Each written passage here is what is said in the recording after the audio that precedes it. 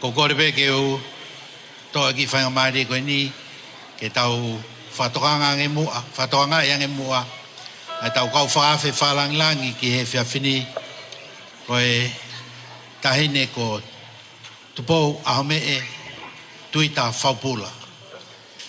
Kata ko pas mai kia.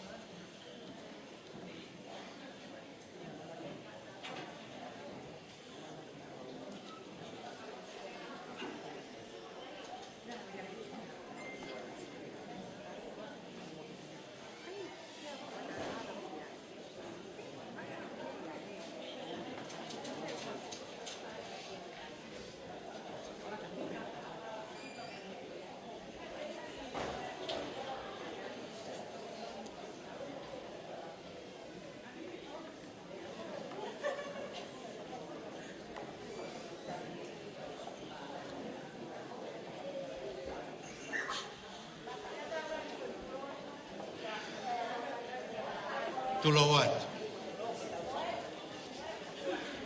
Ko kore ke tau kai ai mo foi pas. Tantari aki. Kesto bona. Ko e taimini e tau tantari ai tau mo ahoni ane lasini kalapa naulu. Tai maki foi fasi tamea malo.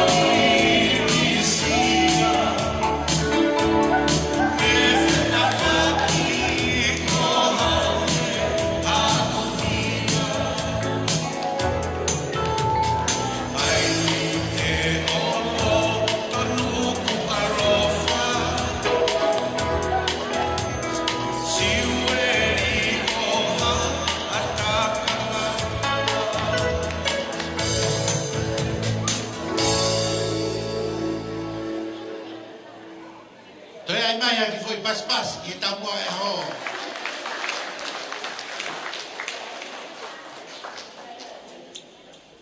Koe taimini te ulere atu o whaia pe o whatongia o mai e tamsi o is Moimoi o mai e tata eki koe o uhinga e tau heni i e whiawhine tulo atu.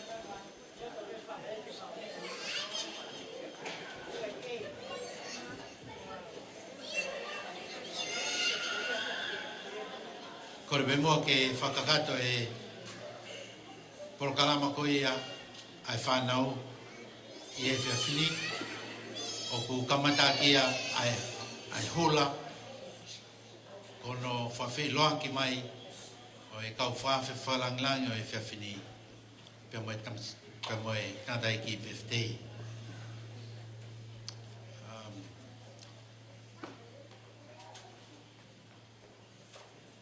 Sioeli, kata ko lava ifo ki lalo ki he, ke whakakato e.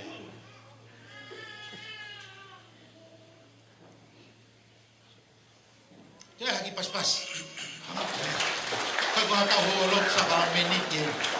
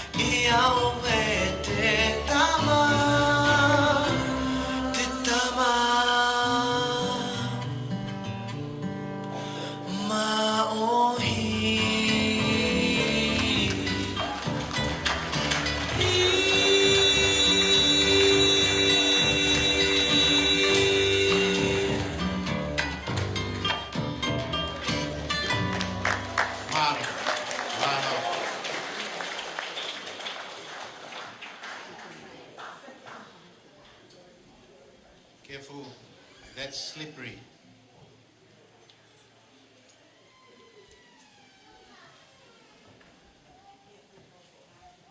Ki mua veke whakakato e po kalama o e whiawhini.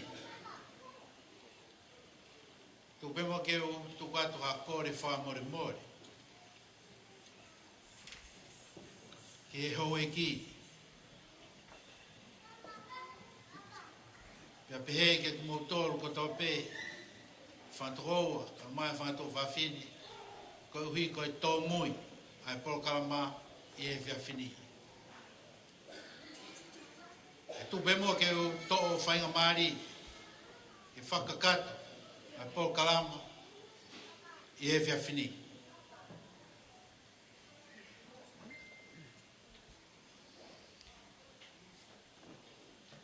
Tapu ki e awhio ai o toa i o tau lotolotonga. Whatapu ki he tui o tonga, King Tupo ono. Ko e vunvalu o te wherenite. Whadap ki e tahine kuini, kuina nas pau tu a. Ka koe whehu oe o tonga. Whadap ki e pinis kalauni, pinis tupoto urkalau. Peke fui lupe o loto palasi. Whadap ki e tahine Princess Pule. Princess Salote, ma file o pilo levu tuita. Whatapatu ki e tahine ko tupou ahome tuita whaupula. Pia pehe ki e hou eke o whanua. Whatapatu ki a sokai.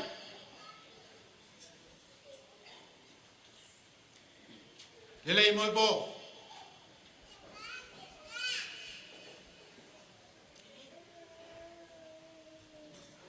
Mano e kaho, lere pe, mawo, tagayaf, Muhammad Abul.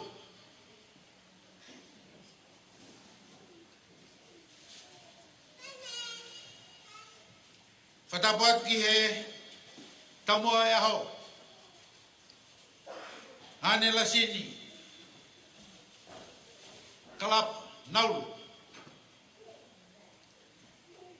Whatapatu ke President Steki, President Faui. Pefo ki he piso pe.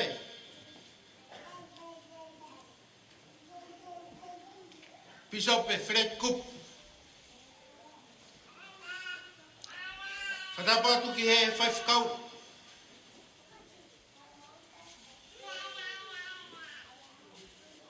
Kau maha whaolonga tonga.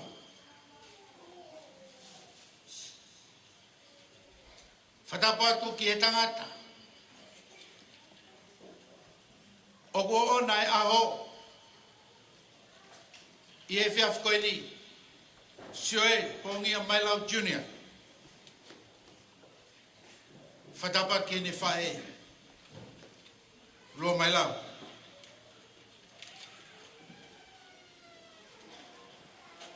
Pea pehe ki e sola pe moe vulangi ko toa pe, whameri mo kainga. Ko tau lonuk whataha i he maru e whareni. Koe uhi, koe aho, mahu inga koe ni. Ahoni ko ui mai ai ki tau tolu. E Sioeli, mehi kahe tapa kehe oi kolope. Si mea mai ai hou eki. Mei tonga eki. Si lama mai mo e kainga, mei Amerika. Ni, mei Nusila. Pehe ke ngahi state kehe. O Australia ni. Darwin. Queensland. Victoria. E tumo ke to, e whanga maari e koe ni. Ke u whawhawhongat. Ai whanau, ka mui whamiri, Si ono tari lelei ki motolu. Mo e whaamu te tau inas te tau i e whiawhia. Mo e tangata. Oi aho i e polkarama o e whiawhini. Ladies and gentlemen, brothers and sisters, relatives and friends, distinguished guests. We gather here to celebrate the 21st birthday of Sioeli Pongia Mailau Jr., the youngest of our family, our children, rather. Maybe this is the day that the Lord has made, that we may rejoice and be glad in it. And in saying that, may I, on behalf of the birthday boy, the parents, and us families,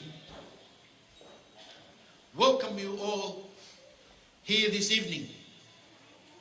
And we pray that we will, together with the birthday boy, enjoy this evening's program.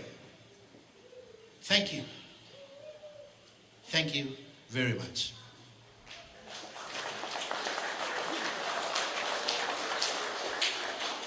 Our program will be as follows. We will start by singing Love at Home in Tongan.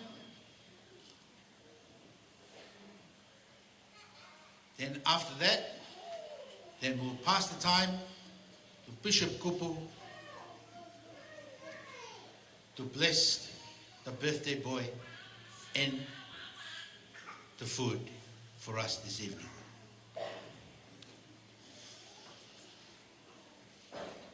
Korebe tau hiwa kotoa pe I e ofai api, ko whampe, ko amanaki pe, tau mei whakawhi ofi kotoa pe ki ai, tau hiwa pe foi vese taha, te ahiri ko ia, te tau tuku rewa e taimi, te Bishop e Fred Kupu, ke ne whakakato, ai whatongia ko ia, ke tangatai ki birthday o ahani.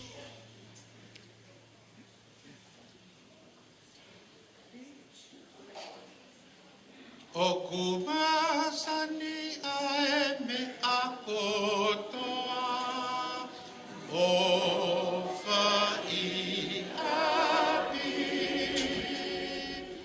fia ae me akotoa, o whai api, mau me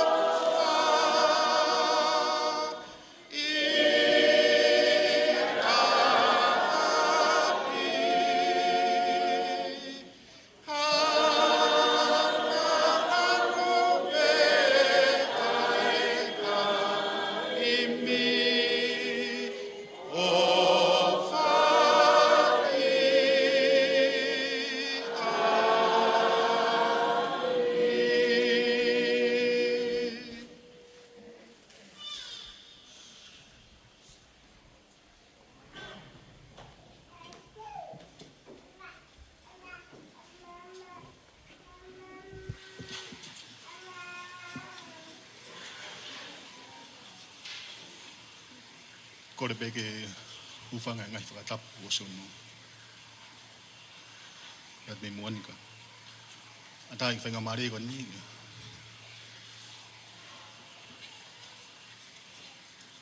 Tara ki popua ki tara ofa ki he tonga taha hana. ki mua i aku. Whakatolo atu a haueki.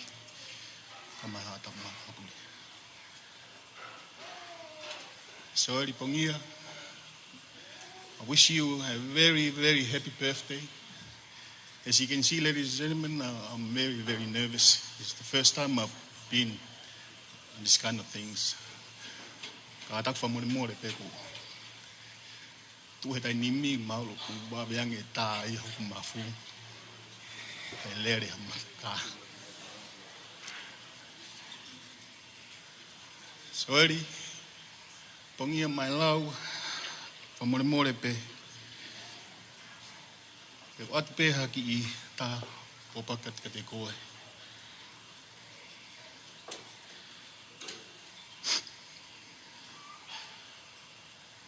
In the book of Alma, chapter 37, verse 37, and it says, counsel with the Lord in all thy doings, and he will direct you for good. Yea, when thou lie down at night, lie down unto the Lord, that he may watch over you in your sleep.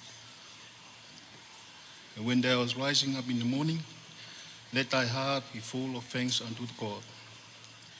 And if you do these things, then you shall be lifted up at the last days. My dear brothers and sisters,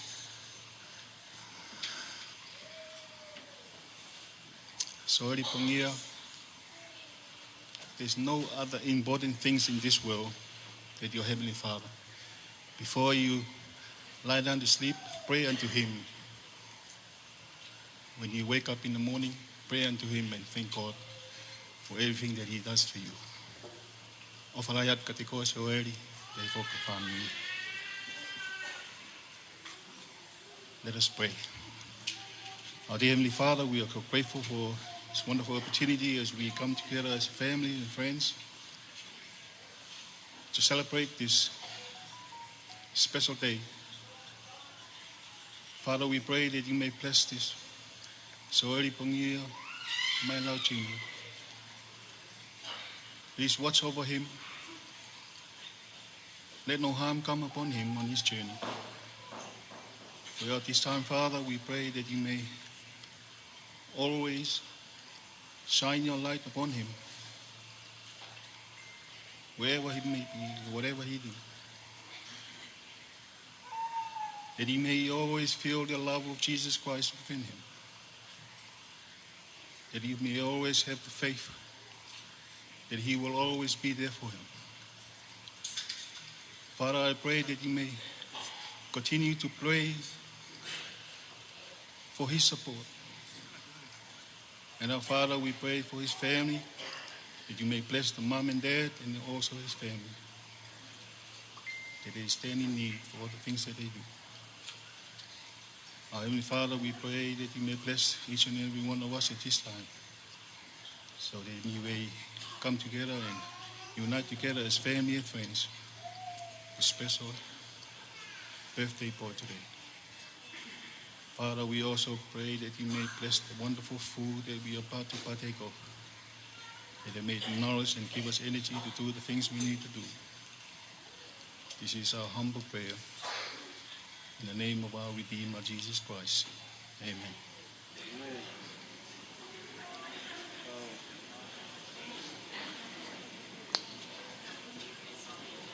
Kore ke tā mea, ke ne tā me pia whasi. Koe na ko osi tāpua ki e mea kai, pia mo kātā ki pe mahalo toi ki.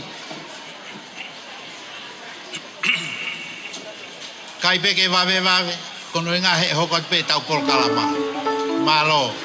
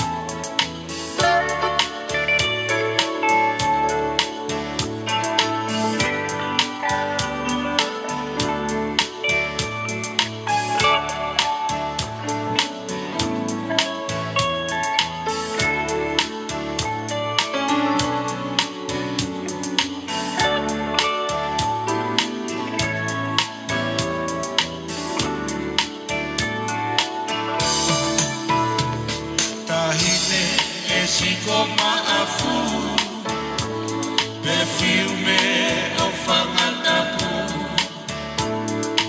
O tukina kina hono kukuwalu Wahina whakalau tau Lo se hina e apiko mapelu Vai anga si e te whetau O lau ko e hai si pe o tumotu O lau ko e hai si pe o tumotu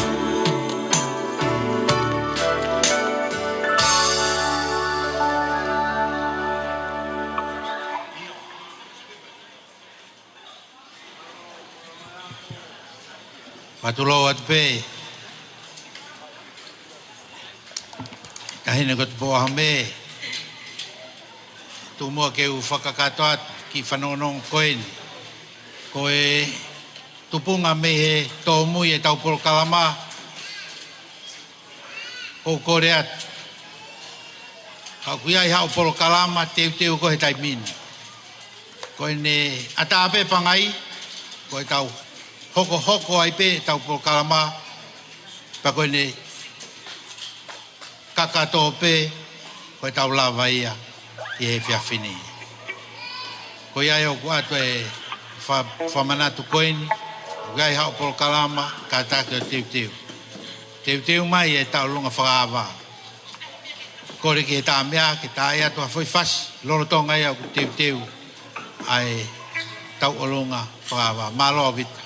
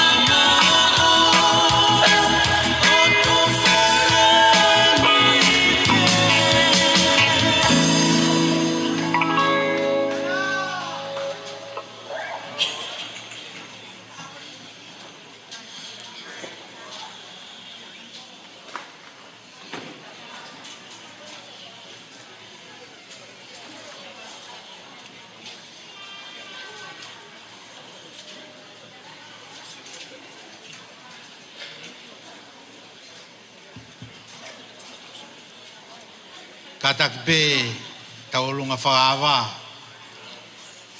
I think I almost run out of patience. Mo kataki ki whakawawe mai pe mea ho e ki. Kai ke tau I he ni fuoloa, maloa o pito.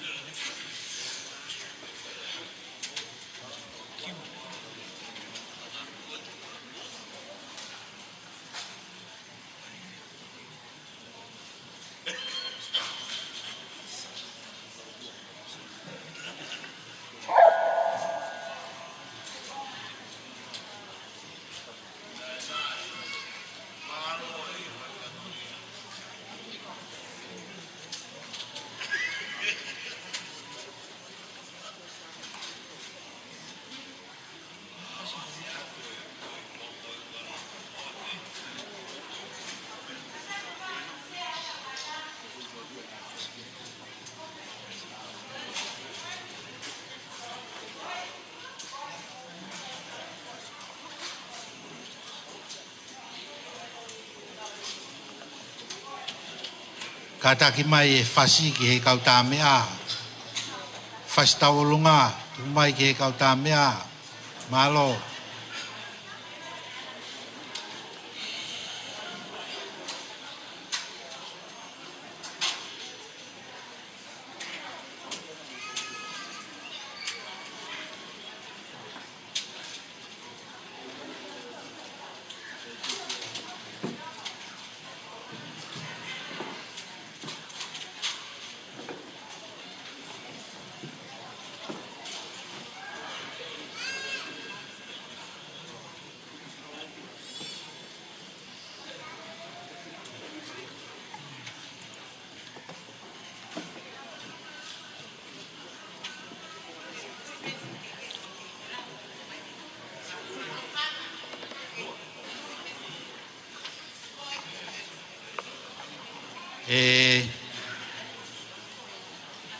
Tahine tu po ahome e kore whamore atu pe ke tō mui pēni. Ko e atu ngai e si kakau mai mei motu lau pe au pe mo lau matangi ya ko en foi hange ko tau mai e folau maloi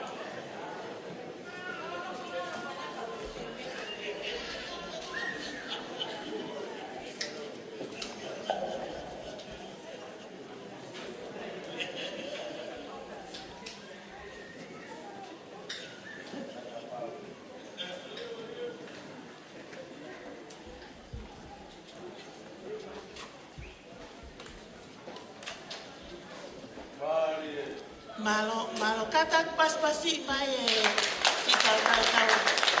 Omi ko nei moi kau.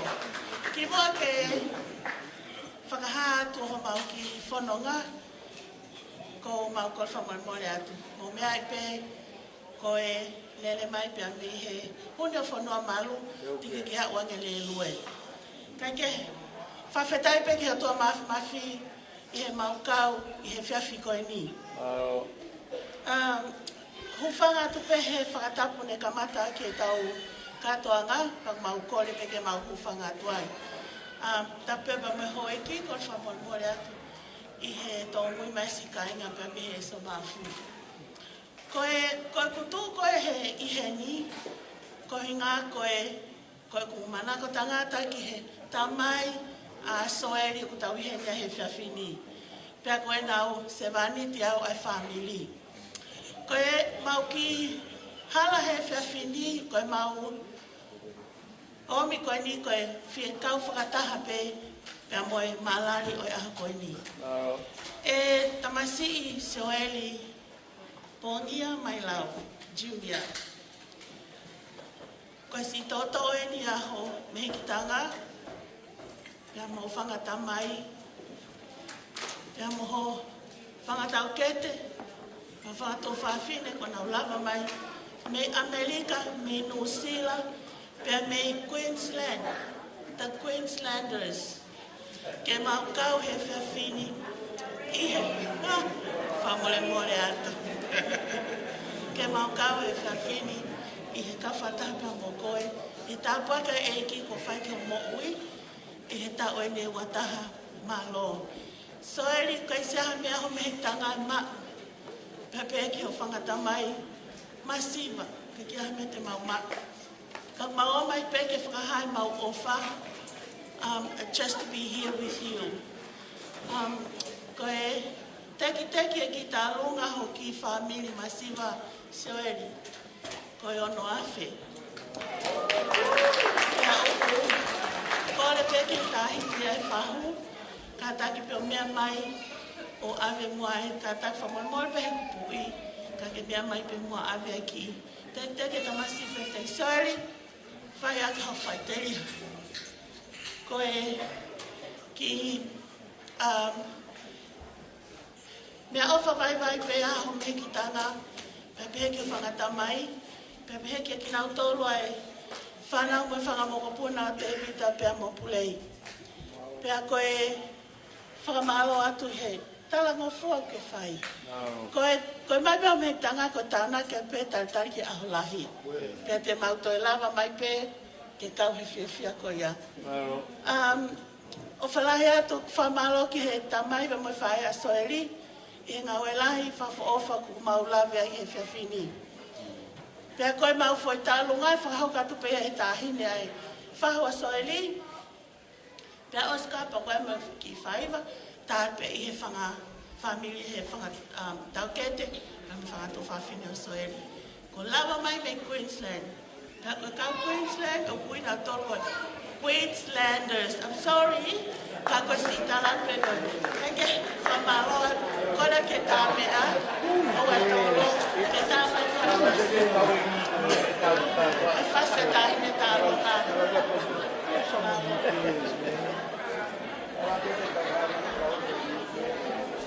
Si mai kolele,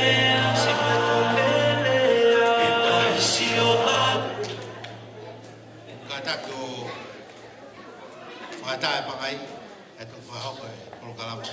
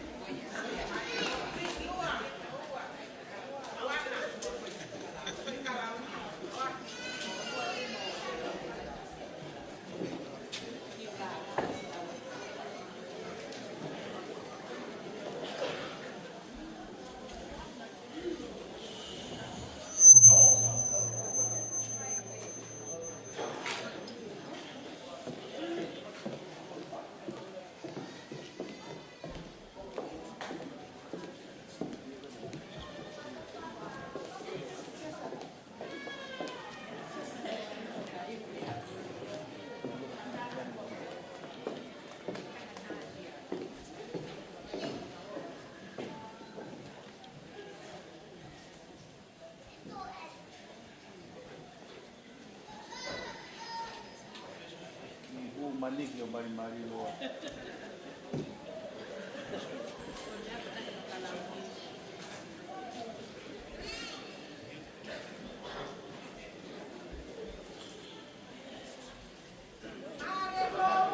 Si vai.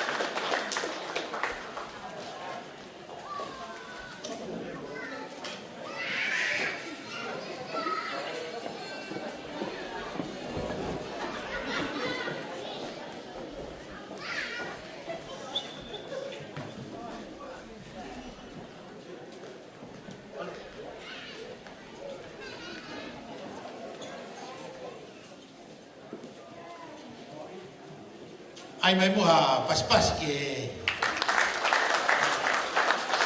whanau i Queensland.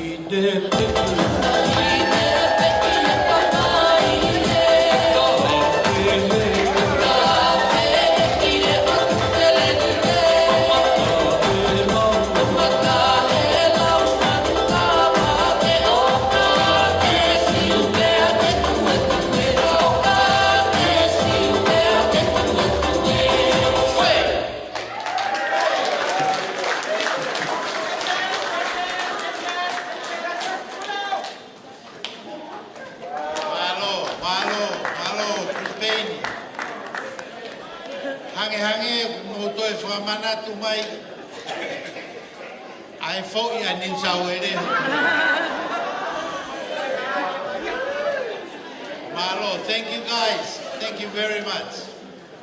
Hoko.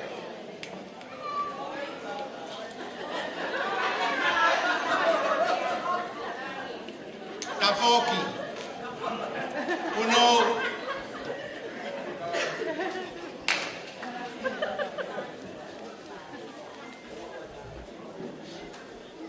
kata ko pas-pasi marua. Roto atau tadi bertabe.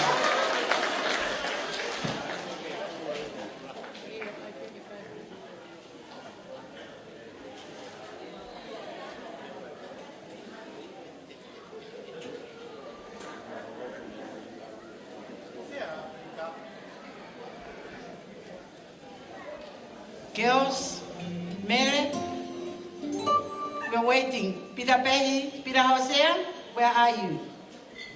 Yo. Toi pe I have a minute. Mo ore batahe ka pa ka.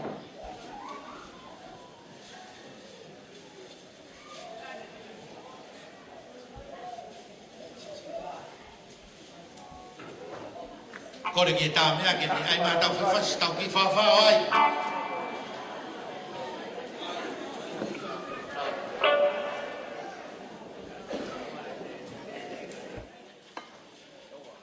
Kore atu e tā whawhas koe ni pasi a where mea. Taki ai a se mista ai.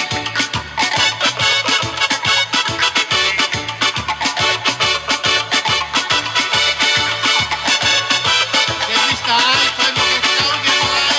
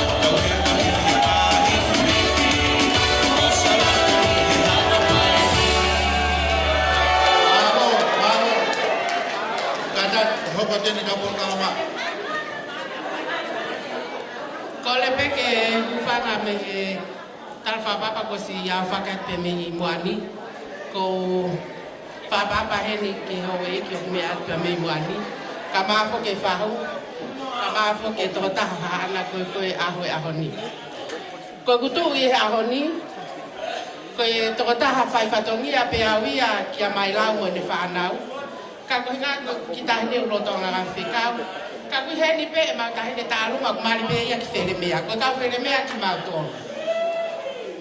pe o ku ma wi heni na ko kore pe ke ta hene Fua motu fo ke ni ka kumari ki fere mea. Ke ne mea mai ki loto. Ko hinga ke whahoko e mau tālunga. Pea ko fere mea ko toa pe i heni. O te tāri ko pe ko iaha tālunga fere mea. Hao ko ki heni ko fere mea ni kula tālunga. Pea ko fere mea e ni.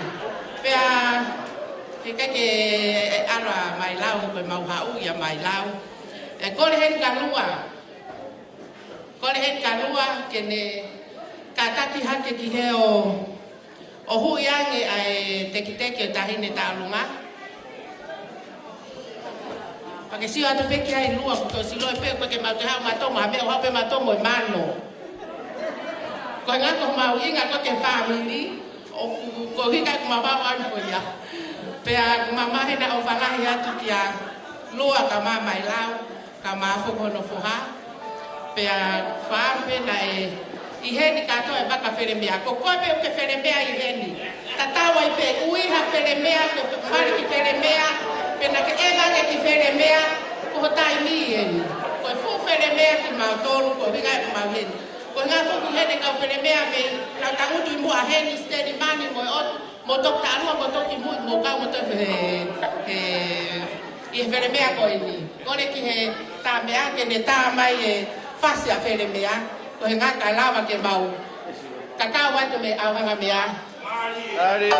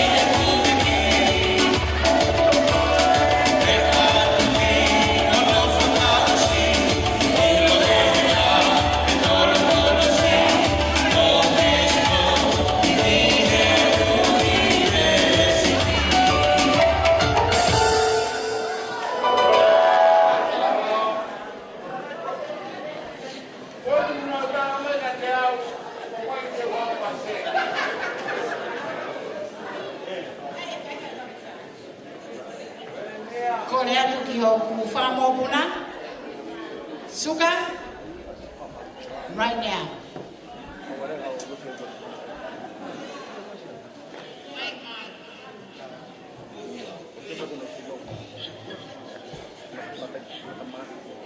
Koe kuki flow so win. Koe ea ko pe ea. Kapau ke firma ke a ko i fa mo pula. Toi mai pe motor ke www.ve hala ko a ua Mailau.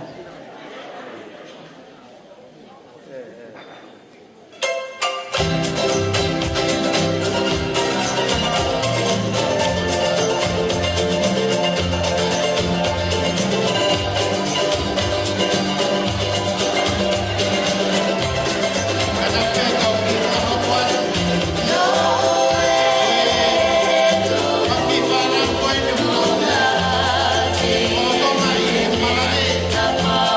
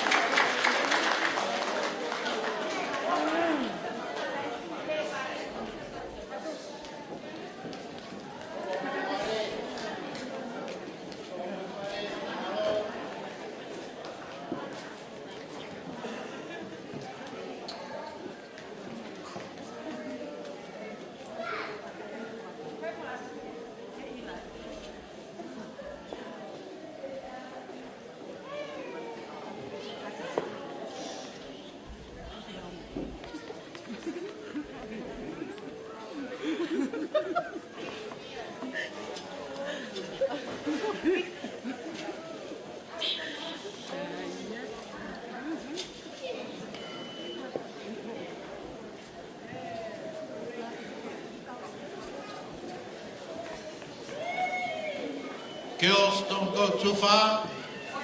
Don't go too far. After this, it's your program again.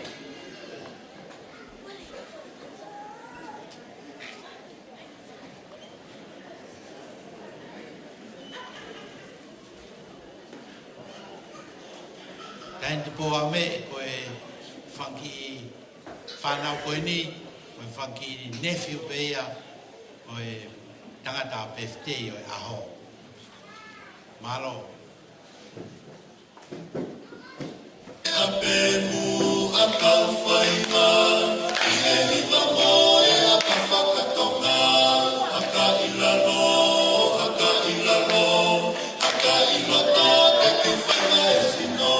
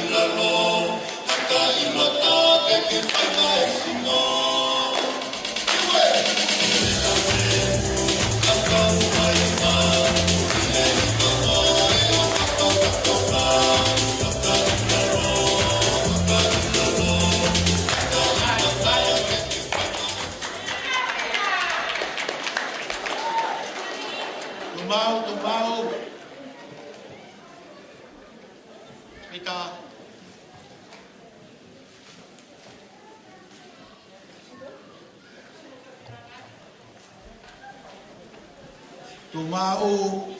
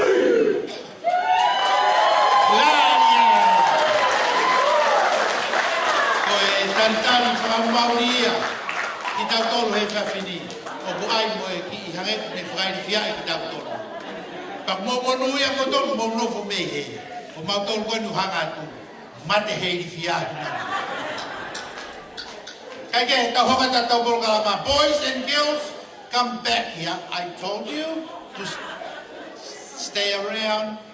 Come on. Ollie is waiting for you guys.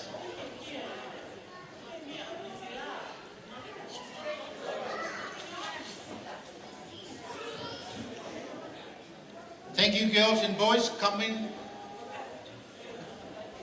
Come there. Yeah, come on in.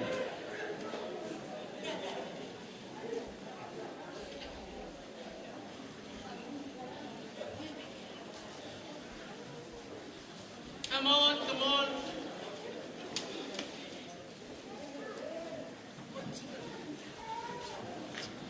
Mari também.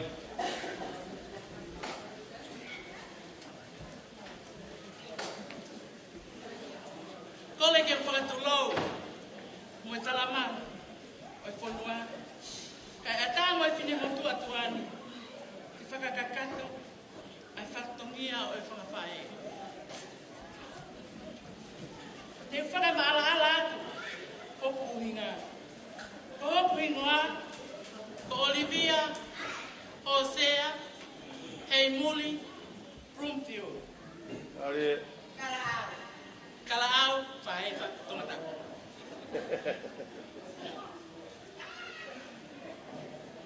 Oku lai ye fae e kutama ko Sioeli Pongia Mailau Chinia. Ko ia oku ingai ai au fa koloa ko eni.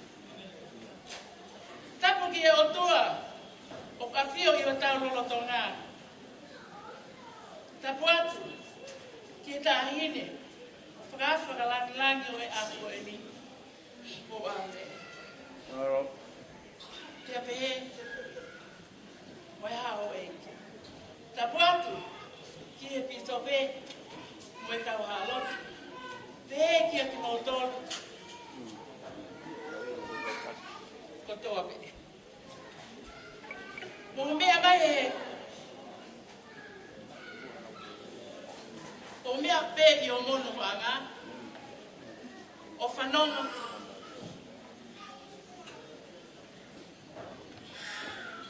Ke mau. Ko e manatu, na mautuku hake i whongoroa. Mau ki a taimi, ne whili e mau kui, i he mape o pasi mo ia whi. Ai konga i mui i e GPS pasi mo ia whi. Ke mau ofi, pe ki a api ako. Na whakahingoa, e eik baia, mo no pere ma afu. Ai konga api ko e ni, ko tolona mo loa. Ko tolona mo loa.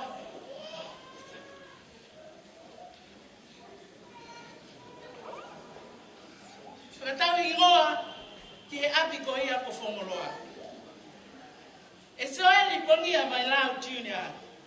Hori o maroto, ke oi foi fetu la mo mahina. Ki whakakakata atu o mau whatongia. O mau tala monumpe ki a te koe. Sioeli Pongia Mailau Junior. Ai koloa na e tuku, he tau kui, ko e ofa, te tokoni aki, mo e te ofa ofani.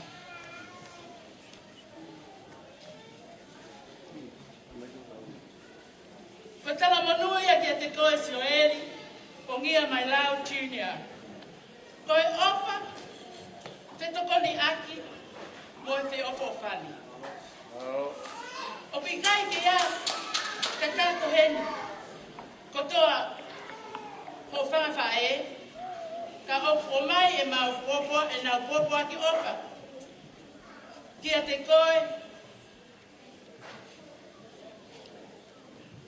me hi api ko tolona mo e loa, me fasi mo e atu.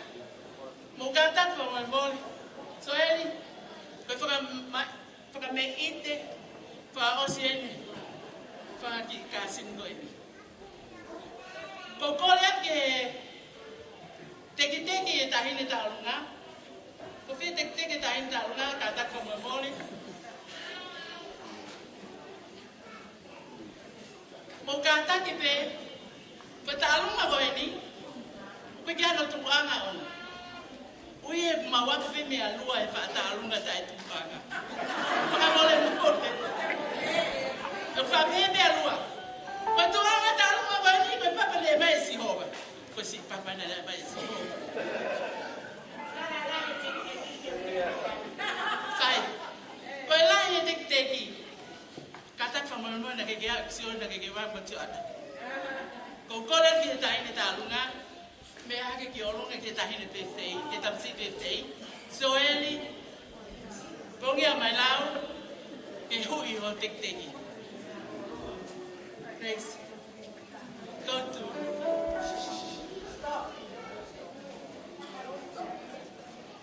Go.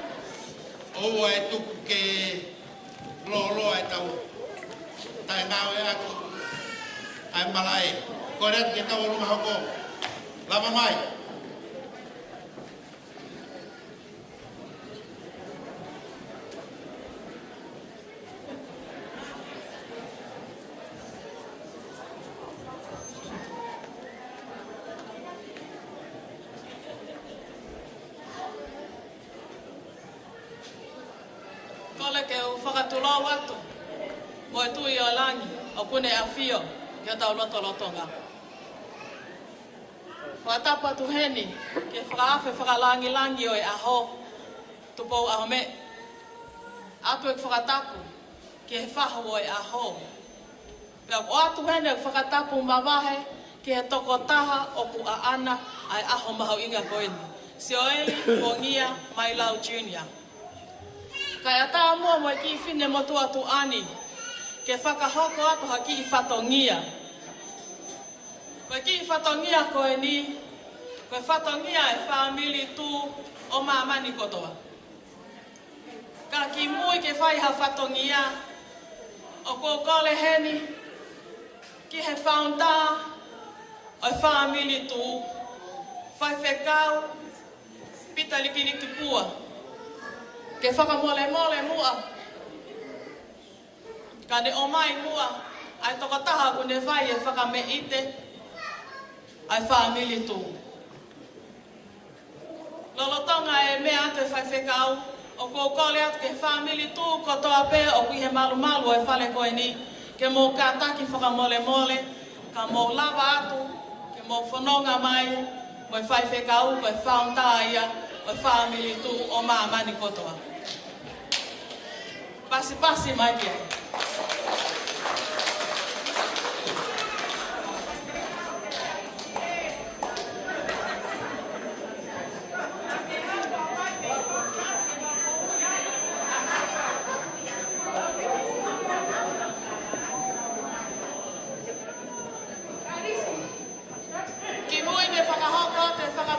Family tu o mamani kotoa o paukole hen ke o atu e pautala mua nu ke a te koe Sioeli, Pongia, Mailau Junior o pikai ke ai hamea e mau he family tu kako e mau no tupe o paukole ke o tua mafi ke ne whai tāpakina hoki i moui i he whanonga o kuke whai i he mamani koe o kokole atu heni, e whakamole, ai palestini o family tu, o sene kotoa, ke whakamole, ka ke lava atu ua, o to'o, ai ki i pale, o tahine, o e whiwhine, whakameite, ka tautoki hoko atu, mana. Oh,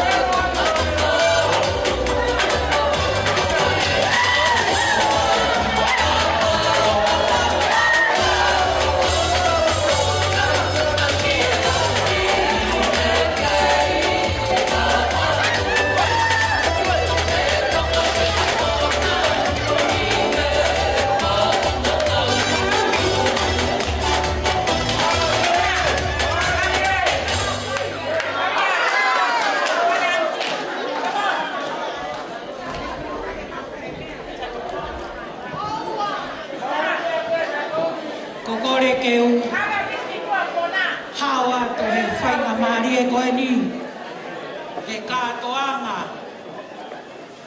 a Sioeli Mailau Junior. Whakatuna watu tahine tumo ahame. Kai talangata ia te au. Whai ki tō mama. Kai whai ha fia tahine. Iho panga iho kātoanga te amo Mailau Sioeli. Kai whakahoko atu i ki lau akau koe ni. Ko kuhingoa. Ko unaroto kai lahi tu yono. Ko e kulere mai pia me he kolo i tui pere hake. O kulolo tonga pulonga he ako i ni tahi. Moi tutuang kawa. Uinga a si e kue a lere mai he aho koe ni tahi ne. Ke whakailongai. He tūnga whine mātu. Oku whekarei i loto sene. Ai fia moi honga ia. I he whae pe koe whine motoa o kutupu ai a Sioeli Mailau Junior. Alua Mailau. Ko tui pe taine tupo wahome. Ko ngari hange ko mau ilonga e mau tua. E i kai ke mau lawe. Ai ngahi lea o e whonua. Kai whewhe, ko lahi e whekarei i he kangalu. Pea kua puna horo e kangalu, ngangana i pe, ai ngahi lou a kauere a whakatonga. Whakamore atu tahi.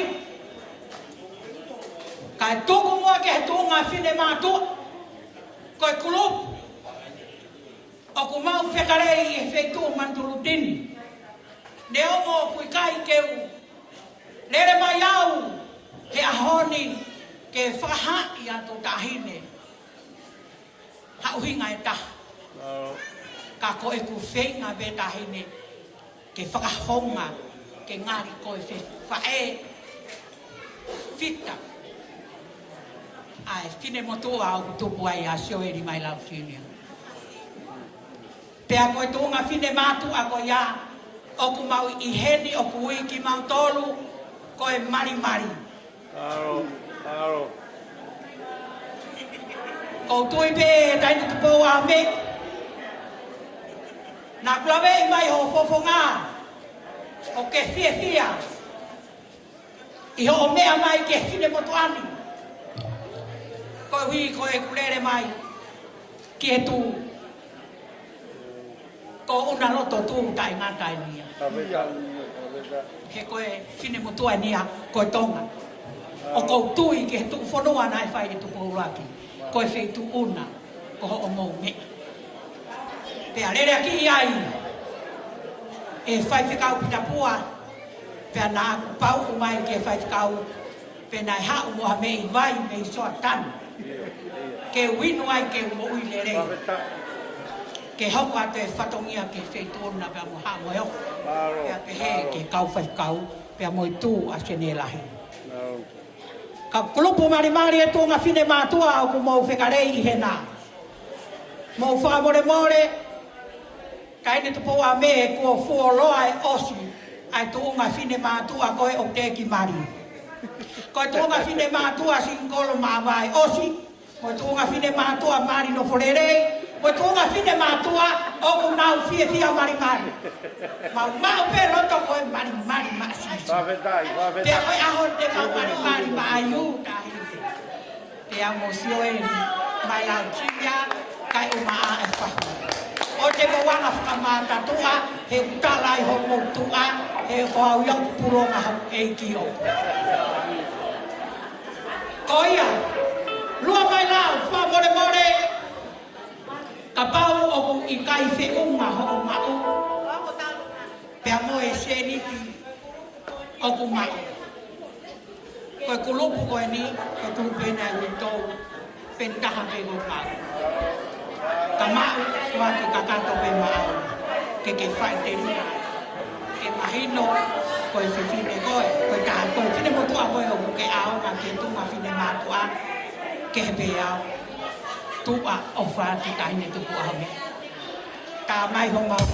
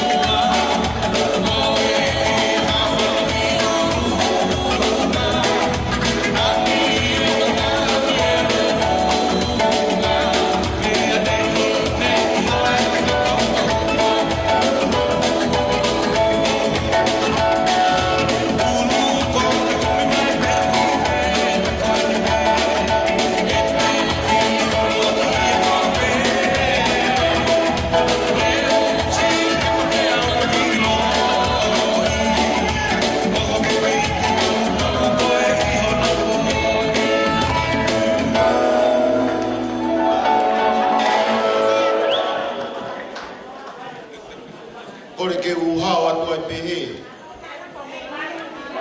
Ore whamori mori atu. Ua whatapu makehe ki iau eitu. Ai tu mua ka ke holo tu sene ke whakahau ko atu e ki whatongi atu a hoi. Mari ka ke. Kainga. Mau whanongo me wate api ko wate. Ke longoa a holo e tamai ki me hundi o whanua manu. Mari. Mau whakau ke muimui mai te ono tua. Mari.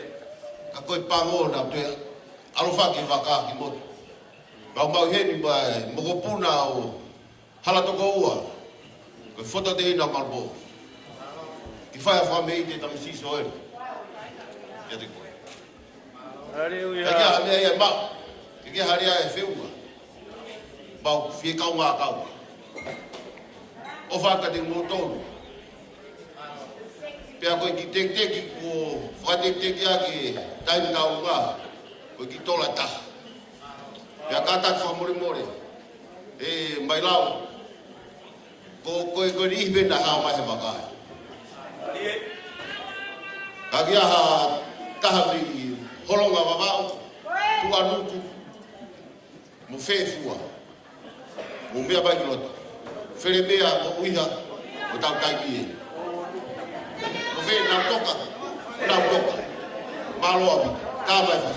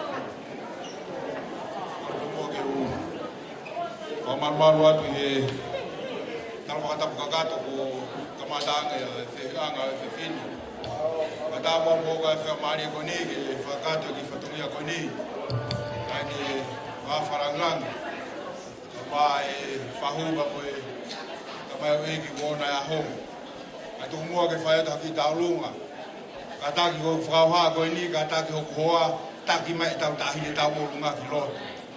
Mau tai ne tau olunga na to tau ma be vakane na mi Hawaii. Akoia o kore fa mori atu. O e kainga fasi mo ya ko to be ku fareni o tau olunga ai. Na ko fo ni faso al mau fanga na ke kai fa alwango o kau tahi wa Amerika. University a fasi mo ya fi wa Amerika. O tau fasi e. Mea kui he kau parangi kau tā mea short and sweet ka take taine tālunga e mawe whamu kei loto koe ka pori more, malo alo tā kai aku Ake koe lawe tā kai awhi sweet and short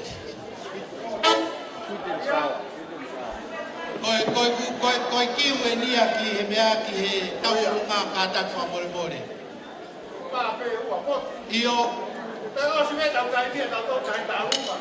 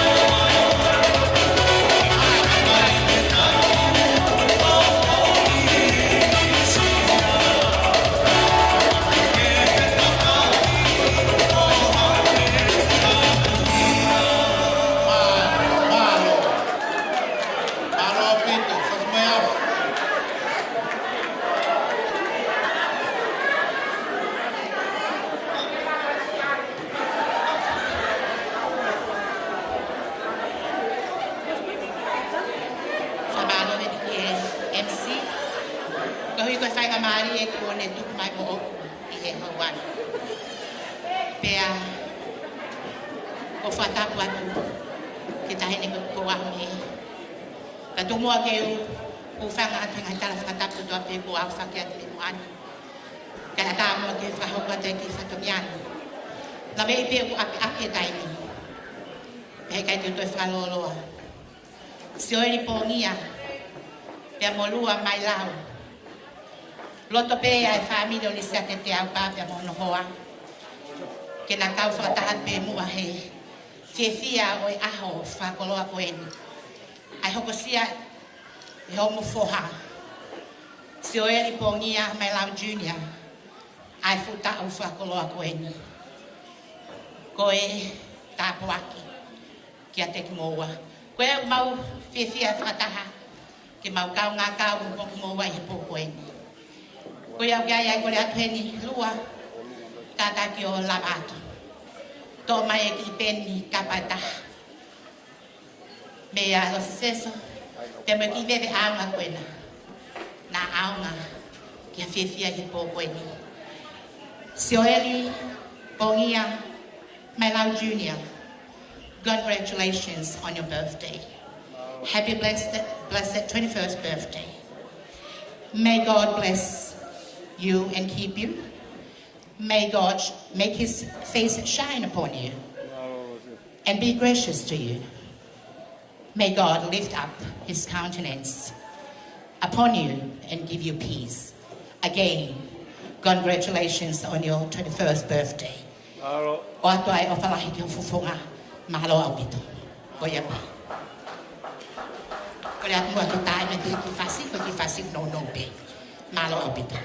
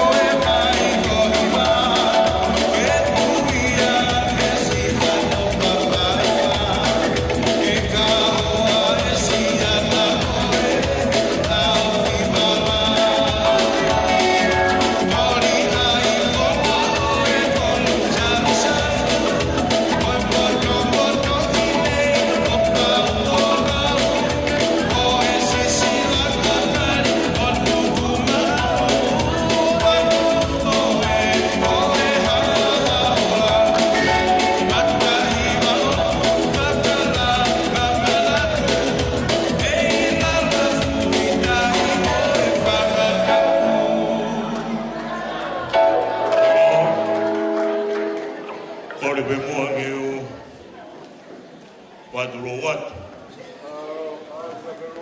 Ma hamatau o fatu moe a fi. Ako waduro watu pa moe matanga. Tapai kina he po. Dau iai he au whakoroa koe. Tu moe whainga maari koe ni ke waduro watu pa moe Naini ko tupo mo yo po. Tupo yo aho me po Moimoi. Ata i whakato ato e whatongia koe. Koe motua o ku whaho haa. O tui pe ukia e ni dola. Na wanga mea e motuani. Ka koe winga e kuhaa e po ni. O kia i pe hono hinga. Koe ki tāronga amanak ke whakahoko me i loto wharena. Koe whakamoko pūna eni o whakatou i o. O where mea. Nai tapa e kina ane nai, ai where mea e ua pe tolu ane nai.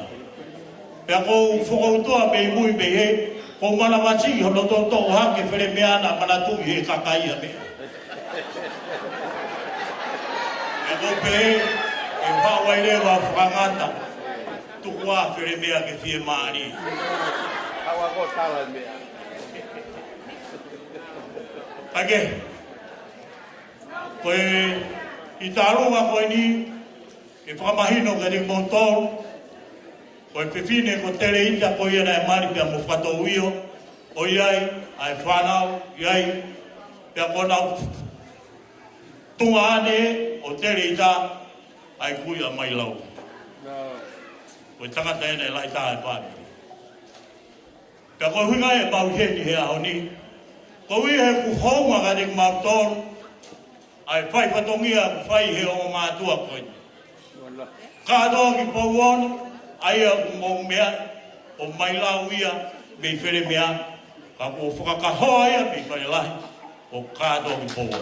Pat ki ai, o māe tahini, o lua. Koia, he kai ke toi whaloloa, uia e o whae heni. Mō pūna ine o whatou io, pia koe mō pūna ine o koroa matangi. Pōua me. O kuhene e o whae koe lepa, koroa matangi toloke. Pia mo ārisi, koroa matangi whakaloka. Pia kou fie tuku e whakaftai koe ni, e whakofonga atu e ngai loto whare o e whamiri. O whakofonga atu e loto whare, au mai fine eiki o ta otu i te pire mua ko steri mani o no ingoa. Pa whonga atu, ai whae koe. Ege whamiri o aloha, au maa o nau ngai whamiri, mo e whamiri ko noa pere. O e loto whare o whatou i o, tu mua ke u whonga atu. Ai mau ofa pia de koe, Mailau Junior. Hoko sia o tau wata. Oia, kau karea he pōni e aho, teke ose i takai rea ako. A kou pehe, tuke ure pai. Whiunga, oia ko kore atu. Lua, papore more. Mea hake ki heo tō mai teki, o puke, whainga maari e pia toko oange ki a tiunia. E gai hau a tiunia ke hui pare, e kona tū whiwhine. A me laki. Oia, a mea, tā mai whasi.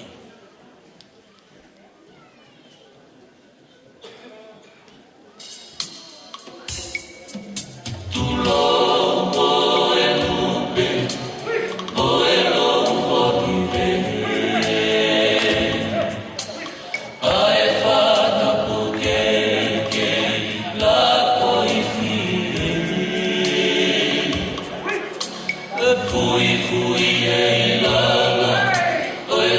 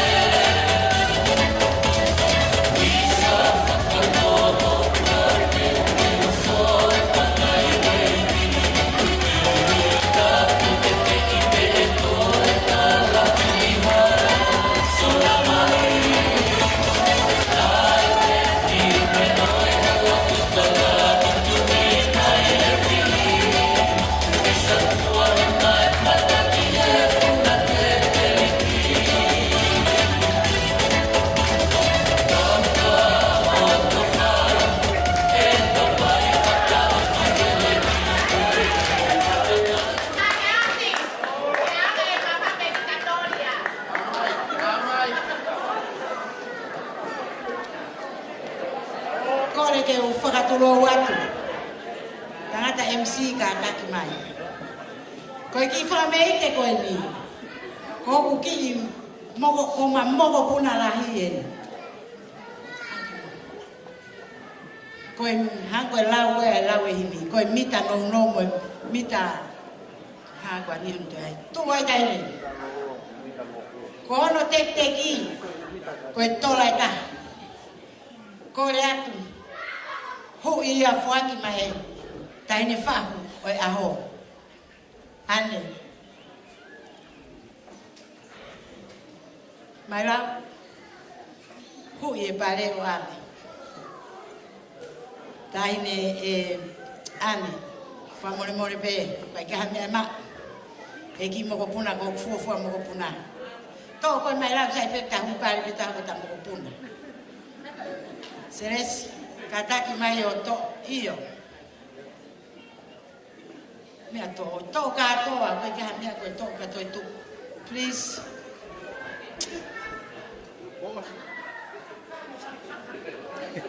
Oh, ta koe fui teki ia koe iau fuke usio na ta whau matai ukosi. Tata mea.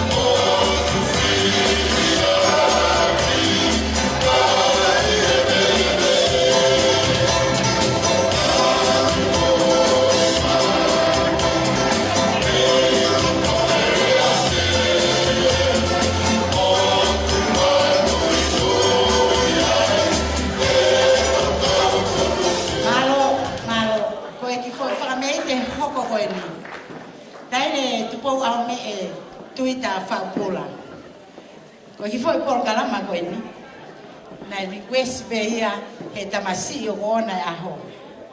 Pea ko kifine mo tu alahi e ko e hui ala lo te pile. Kai ke lava whakarea. Ko hitam ko Sioeli Pongia Mailau Junior. Na whai mau ki whakata. Hoi magainga. Na e kore hitam si ko ni. Taim ko tau peo ko lere ai ka whainga hao whanga. Ko kuofi pao ke mai kate talunga.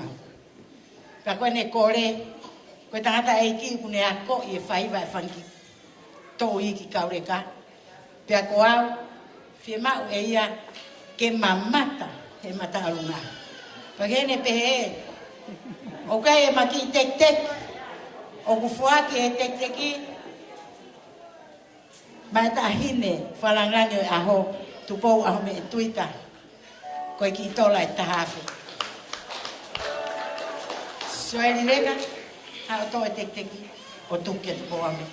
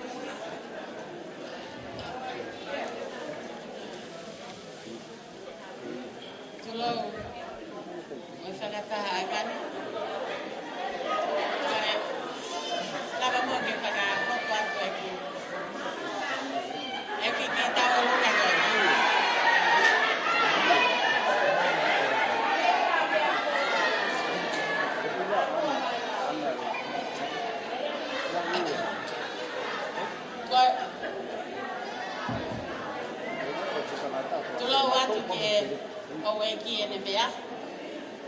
Pehe ki e whahu. Ngā pāpat ki whahu. Pehe ka ki mo tolu katoa pe.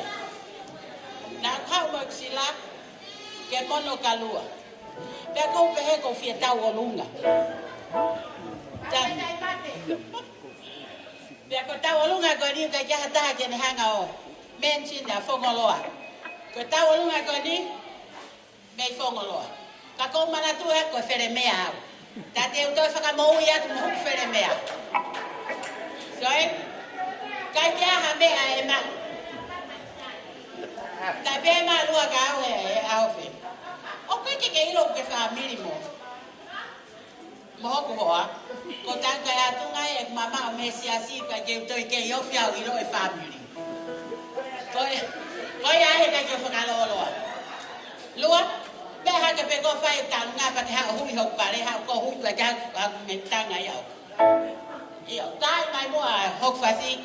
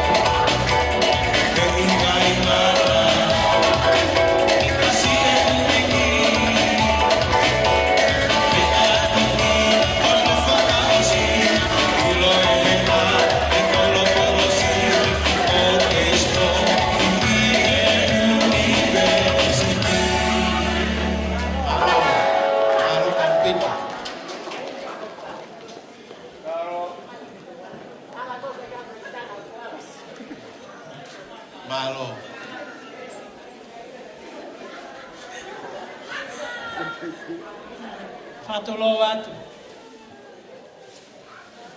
Tupe mua ke o whanga atu he ngai whakatapu o oso na whai mei moani. Ka e whakahoko atu e ki whatongia o whae huki. Topua koe aho koe ni ko ngahi aho whukene o ku tālai mo tau tupu anu.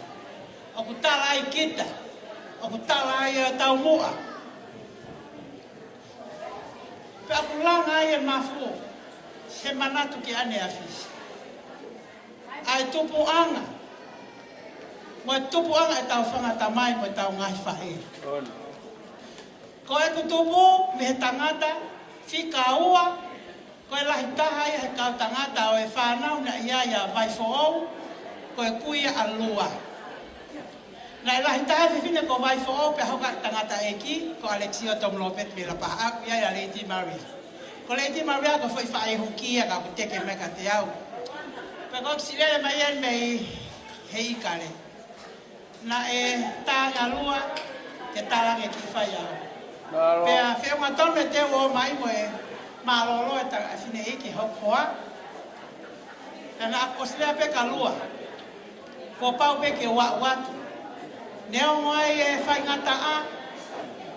Kana e whai manatu ki ane awhi. Whakalongolongo ena. Na e whai e tupu hake he api kotolona. Pea koe mo ui na e masiva. Kana o mai ki mautolo laku I whasi koe halaha mea. I kai hatotongi pasi. I kai hato. Koe o hingan a maua ma he I whasi o nofo he whine koe. Aku ia ia langa ia mana tu he aha koen. Na e whai mai ake rere ko ofa. Ki whai toka. Pea koe kua mania ko ke. He koe I kai ke ilo he to mata ua to hema. Kai whakawhetai. Eiki o kei waka, mo whanonga koe ni. Nai osi a tanu e mea whaka eki he pongpong whalaite. Lere atu ki he ki whamiri ki ela ei. Tau ki ai he fiafi sāpate. Te ue wholau mai he pō tūsi te. Lua, o kuongo ka te au ho kore ke u. Whanonga mai. Pea kuongo i ka te au he na e whai e mo ui. He api koe ni. Ka koe kuongo na e whakalata. Te a ifo e mo ui. Ei, mo ka atak whakamore more. Mo hono mui ki mui.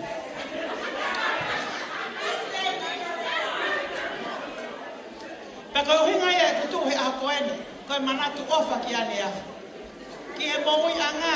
Koe ke he fue kuonga ni ko taua maa maa we me pateta.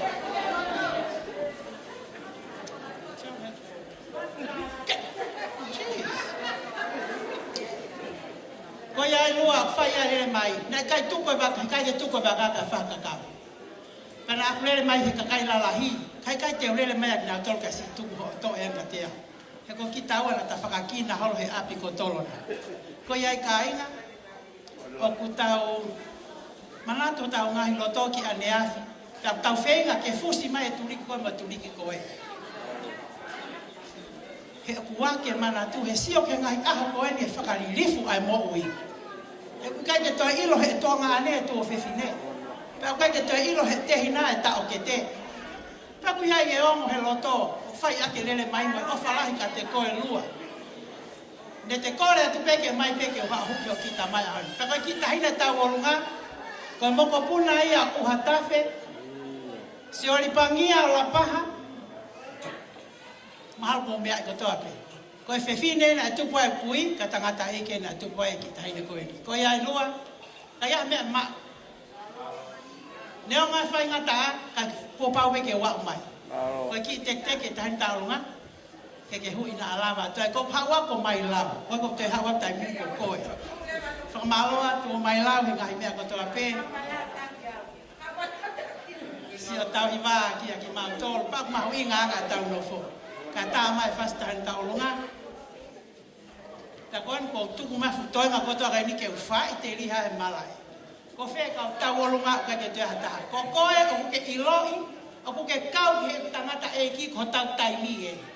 Ale ki sio, tomu lo peti, tonga ane o vai fo o. Toi hopa ki uiha, kau uiha kani e tok tuu. Mo mamata mai ka tea. Po au o kou taki me USA. Ka koe ke tuea watu hoku iwi ka ki motolo. Koe uhinga, te silere mama o mai. Ko whātua ki motoro, tā mai whasi.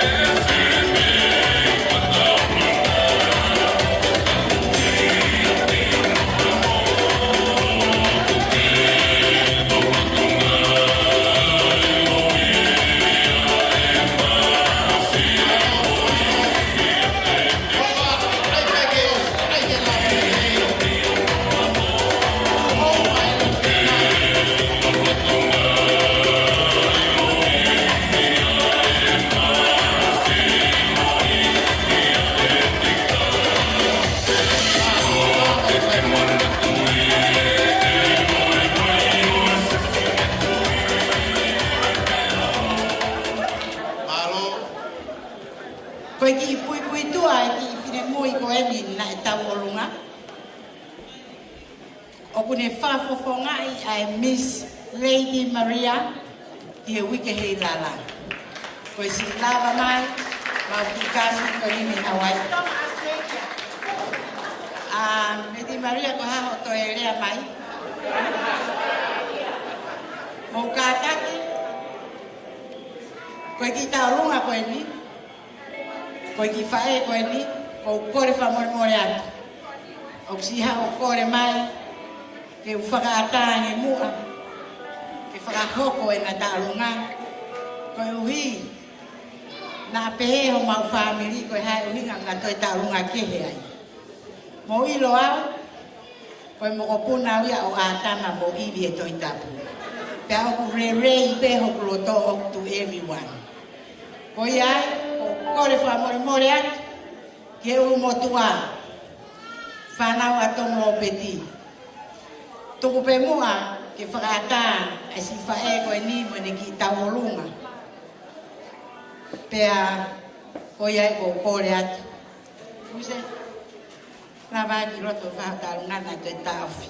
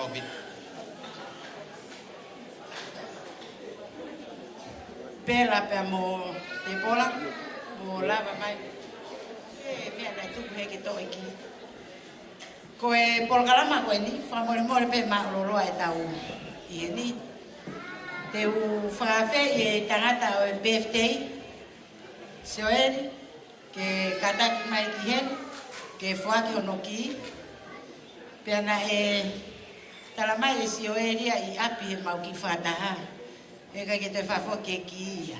Ai kua e ia ke whai ne poposi kua ko koe hae ne ki mea mea ai. Ka neo ngoia koe whakahua pe. Te pola mo pela, mo ofa mai o toko ni mai ko whatongia. Moha.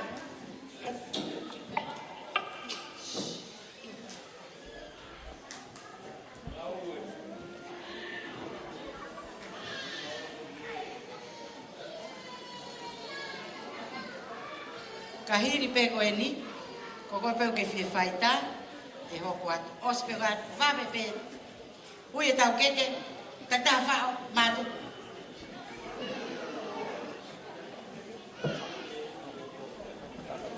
Sioeli, au ki he.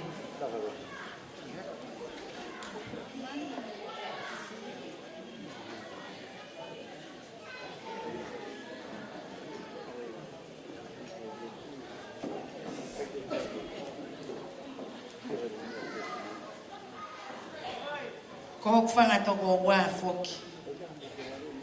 Hala he whika mo lau konga koe tōtou kalasi ono pe. Ko au toko taha pe o ko o te kisi tu a ki a tu pe he.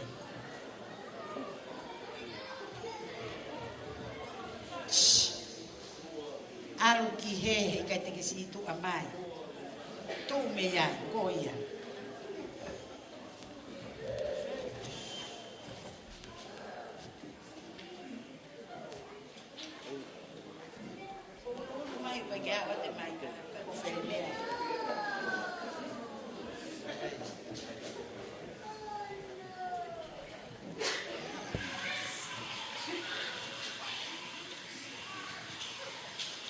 I love you. You love me. I love you too. Ko re peke whanga he tala whakatapuna e whakatoka he kamataanga o e whihuianga koe ni tau whakahoko. Kai tā mō ke whakakato e whatongia, whakaita mai ki e whoha koe ni. Sioeli, this life is a journey. There was a time that you were fully dependent on your mother. And comes a time that you know to choose the right from the wrong. And now you have come through this stage of life that you are now to walk through the door of freedom, as they said.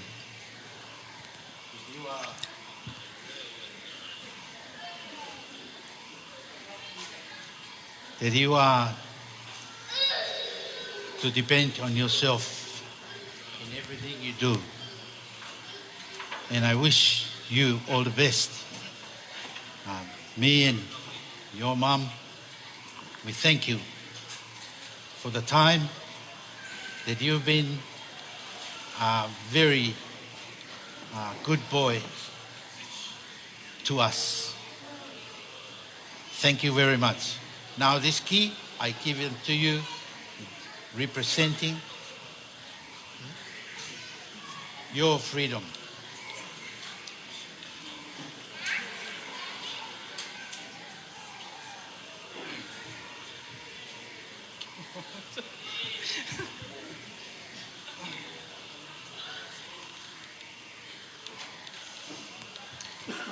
Thank you, Dad. Thank you, Mom. This key of freedom, it is a great pleasure that you guys have trusted me. However, I would like to give it back, as I still want to be under your care.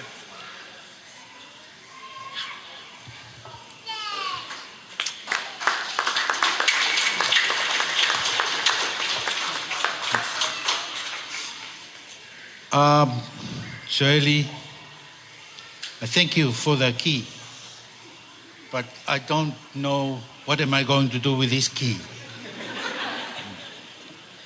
But there is one thing that I would like to remind you. Now you are on the pathway of freedom. You're giving back the key, but when you walk this pathway of journey in life, there is no point of return. There is only one way, and that is towards your Heavenly Father. But one thing that I would like to remind you before I finish is that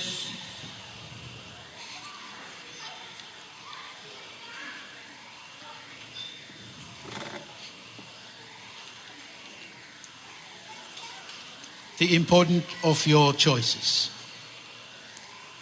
Because your choices determine the destiny of your pathway. I pray that you will be making very clever and righteous choice in your life so that one day you will meet your Heavenly Father in Jesus Christ. Thank you very much.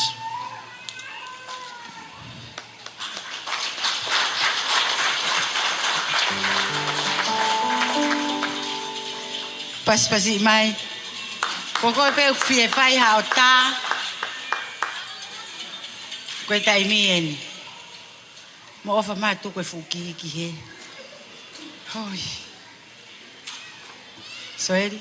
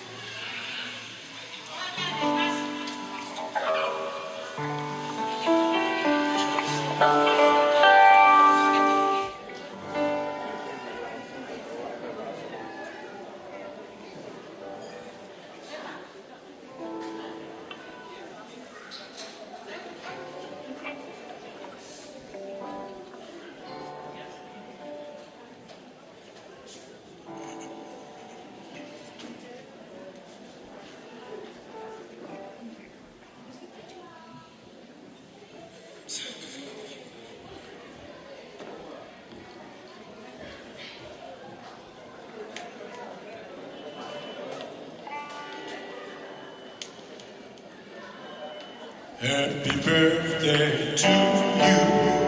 Happy birthday to you. Happy birthday, dear Sioeli. Happy birthday to you. Happy long life to you. Happy long life to you. Happy long life, dear Sioeli. Happy long life to you. Sing one more time. Happy birthday to you. Happy birthday to you. Happy birthday, dear Sioeli.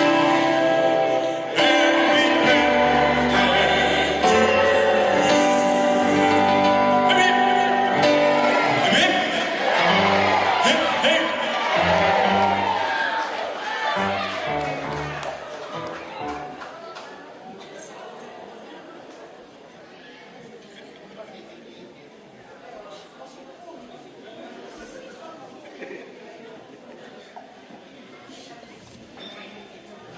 Kataki moana. A vero famolmole mai mo e tau ki whatongia koina na ihena. Ko kore famolmole atu. Kai tuku mua ke whakahoko e whatongia koe ni. O kou Sioeli, famolmole o lava hake ki ho whanga. Kataki whanga whae mua ka e ma whaong kia ngai mea whae please.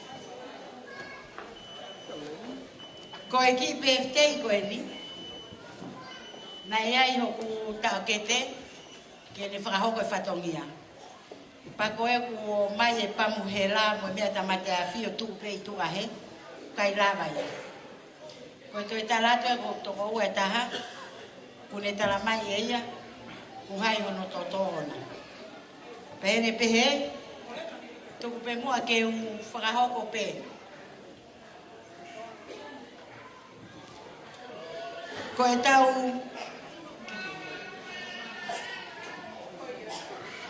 Tumua ke whakahoko e ki whatongia e koe ni, ka tau whakahoko e keke aho. Ko e keke koe ni, ko e keke whakalanglangi au e tāhine o wona aho. Ko kore whakamore atu. Na e whakarea mai peta hene ko tupo aho me e. Lua, whakahoko pe koe whatongia o e whahu. Ka koe uhi, koe olunga i he kariloa. Ko pau pe ke whakahoko ai whatongia totono. Mo rawei mai pe koe fwoi keke o ku kehe pe. Ko ngā koe keke whakalanglangia. O ku whoaki e keke ko ia, mai tāhine whakalanglangi o e aho, tu pou aho me e tuita whaupula.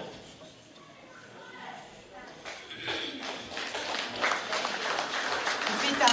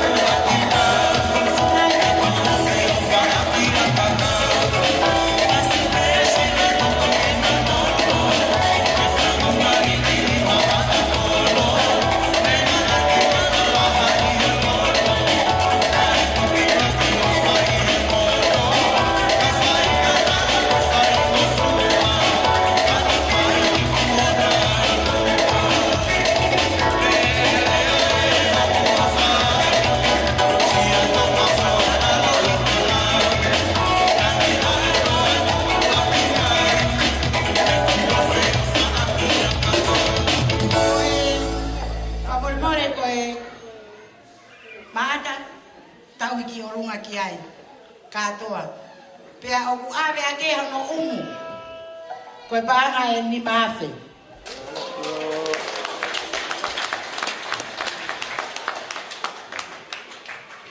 Katak mahata tuku hifu. Seres. Takai mai mui, takai i mui. Come around the back, please. Kamore peko atungai whanau i muri. Hele po me, kai ka me ma ko ki ni ma fe na ke fa pe fa mo moko. Pas mai.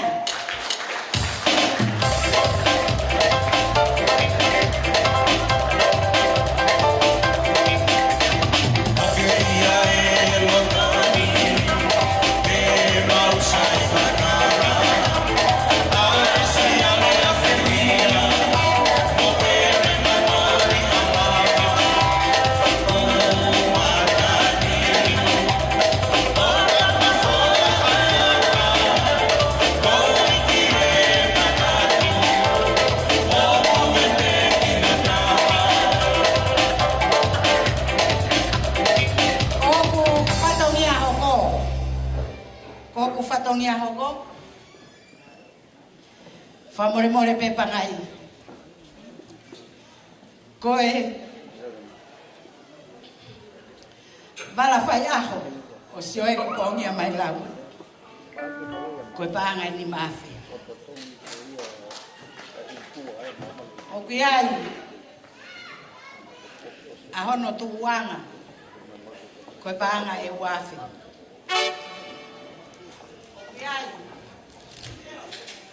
Ahono tamutuanga, koe pānga e wafi.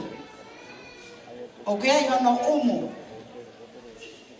koe pānga e tahafi. Koe valakai, koe pānga e wafi. Koe kātoa e ofa, e maki whanau mo maki foha masiwa. Whiunga e moe pānga e tahamano. Hiki ake ia e kafpapalangi o ku whoaki ia ma hono mehitanga. Ane, kara.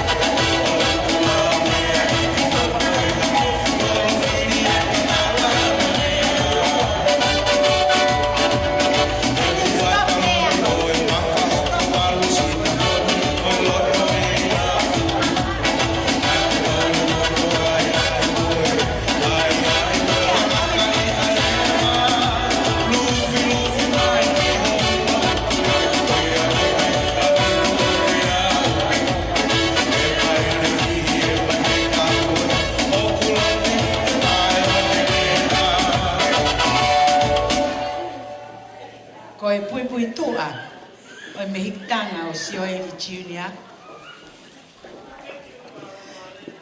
Na iai e tu fefine mooni o Sioeli ko sinia. Pea na ne ngau hi ki ta hine ko ini. Ane ko hono ki te hina. Pea i ta uongo fulu ai tu fefine ko ini. Na e pure a eki ko to ene mo'i. Pea koe toko taha ini o ku whai kia i whakalaulau noa. Ai fu whanau a Sioeli e toko ua oni. Ane, malo koe whiha eni ngahi mea ai whanau whahoko. O ki kai pe lava mai a ane ia me Amerika. Koe ahoni, kone lava mai. Pea, o kou whakamalo mo sio mai pe, o ku tola e ua taha Amerika fui keke kotoa pe. O whakamalo ki hoku ki i tonga ane i Amerika. Nane whakateki teki e keke o Sioeli. Ko e keke hono toru, mo whamoremore ko puri e pepa ia lan pakama na aria mo Steven Longfit. Ko kukai ke iroa e pepa ia tau ai mauloto pe. Pakapau teke hala. Ito kango kia ko po pe tui to tui ia tau mormoro. Ko e keke hono hoko,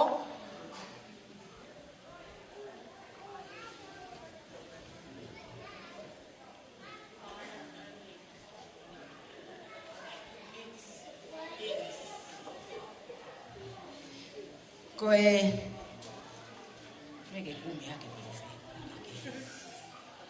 oto isi na e uia ke mo mato kon kai kai ko e keke hoko ko e keke ia a takavaha o biheni a takavaha taimi whakanofo puri ko e takavaha ko takavaha ko e moko puna eni o e tofe fine o kuna tamaitaha pia moi tamai a Mailau. Pas mai.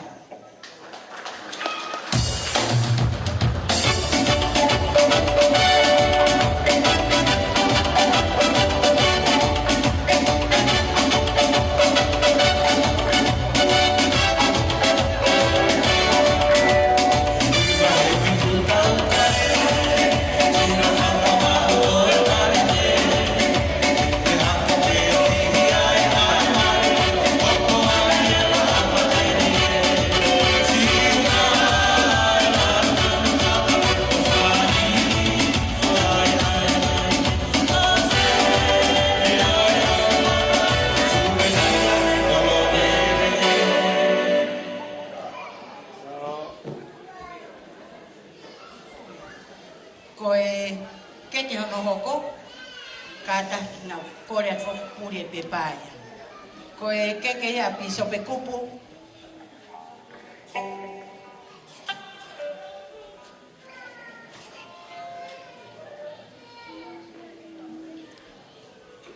Kataki kwa kuya tupe mo famon mo lava mai.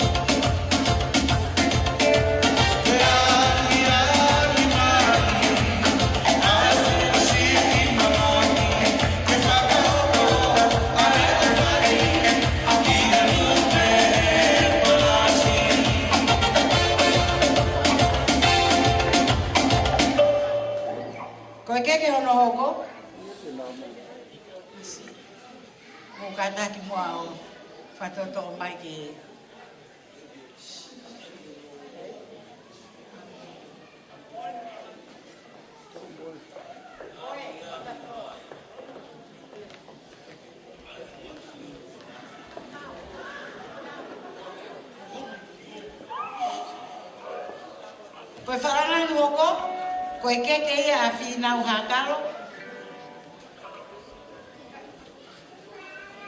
Koe ui a pe mo lue. Lue ki.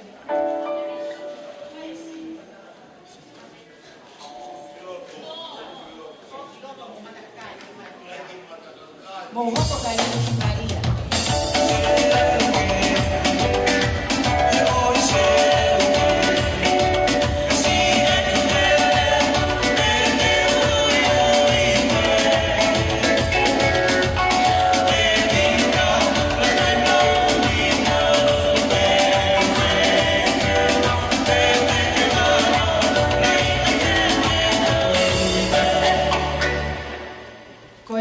whalangilangi hoko, o fuaki ia mai President Steiki o e wahenga hepasem, ko whaaui.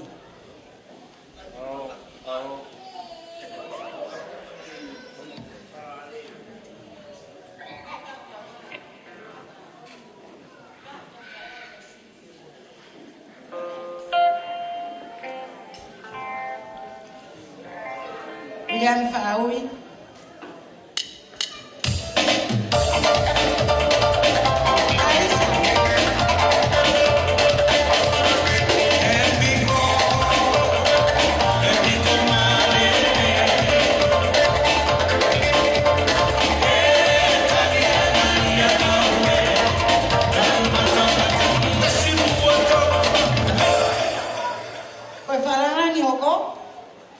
O kufuaki mai whanau mo whakamohopuna te reita, sterimani. Kai te huilau ka hamo, mea koe tō mai te mono mono, kafu wawai, sipi, hau roto. Tau taina, tau taina, e ni kumare.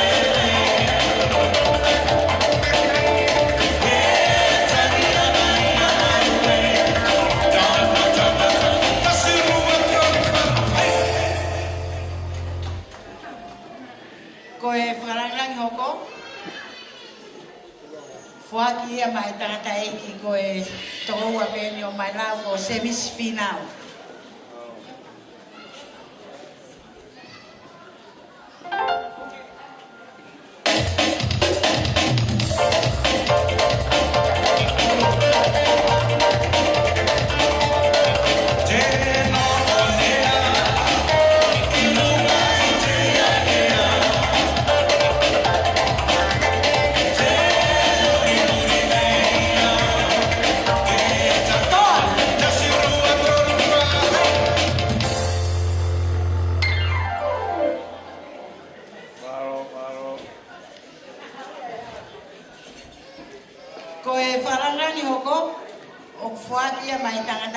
Reverend Peter Paula.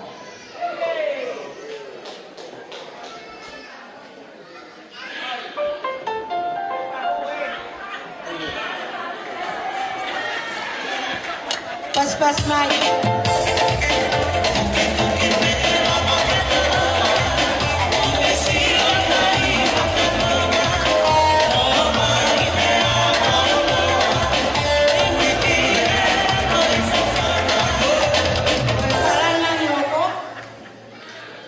Fuaki a Masinia, Mailau.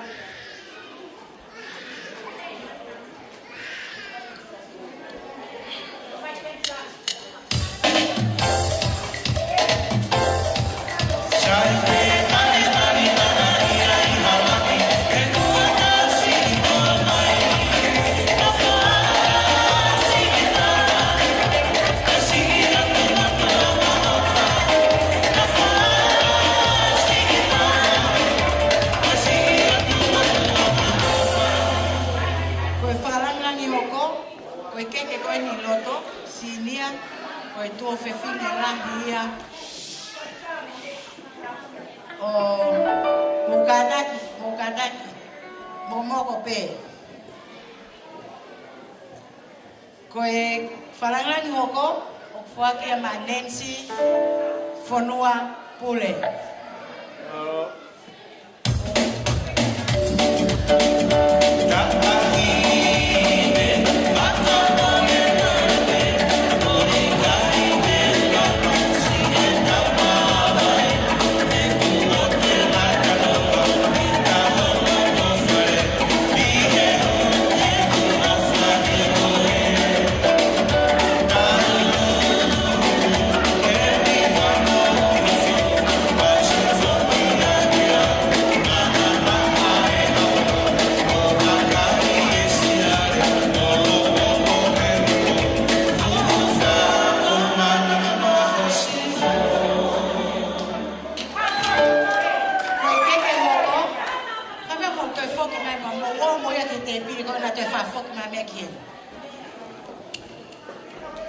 Koe wharangirangi hoko, o kufuakia, mahai tamai a anako Isaia tua whai. Come on, Belinda. Nancy. Café y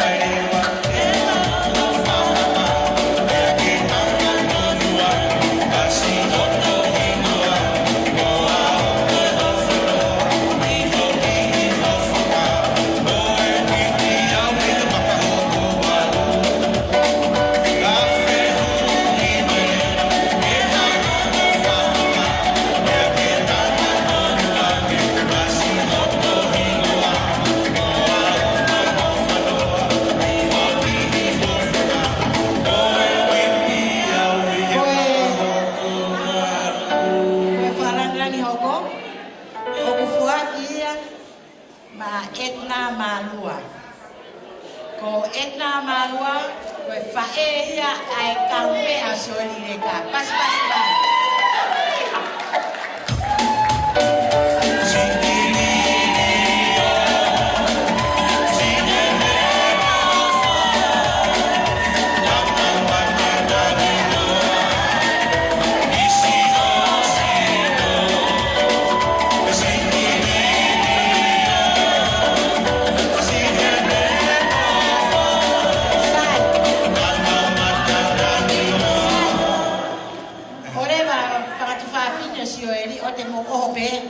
My family.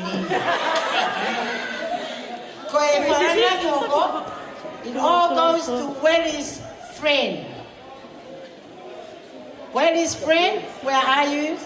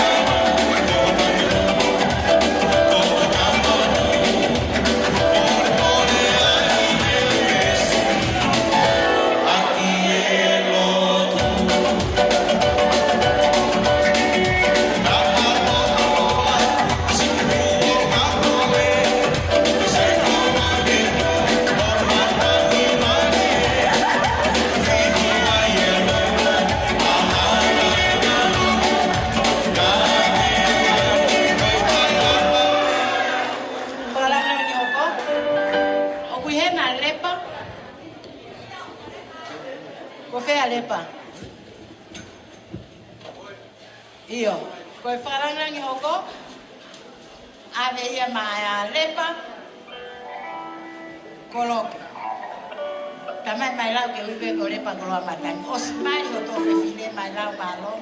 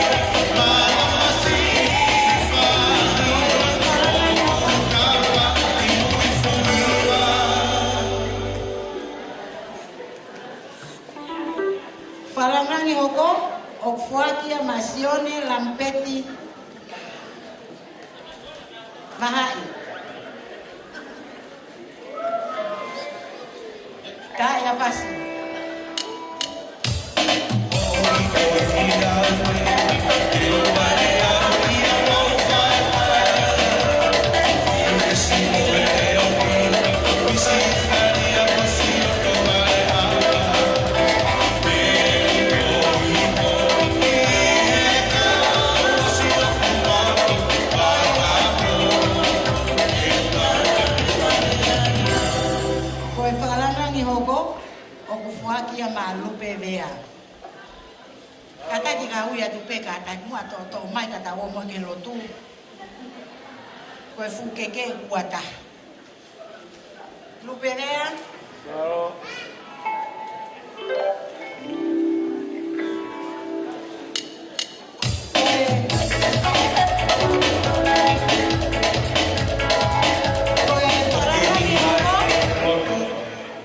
Okufuakia malisiate te aupa.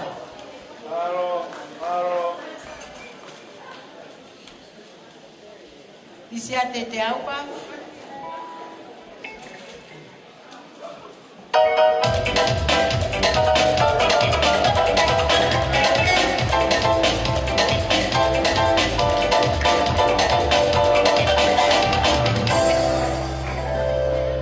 Koe wharangangi hoko, okufuakia ma poli.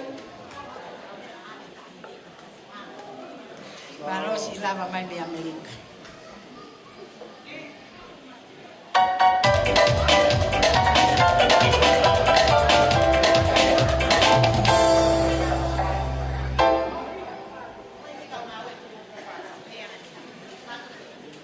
Koe wharangangi hoko, okufuakia mai koro o fasi mo yafi atungi.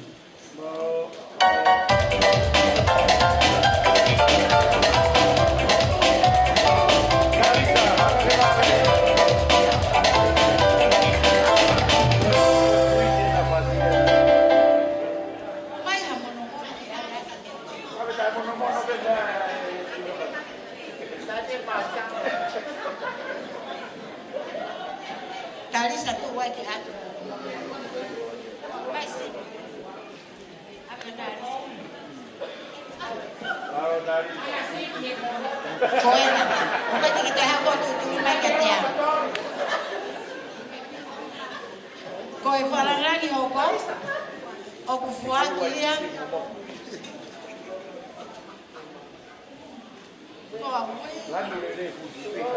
Mahai family tu.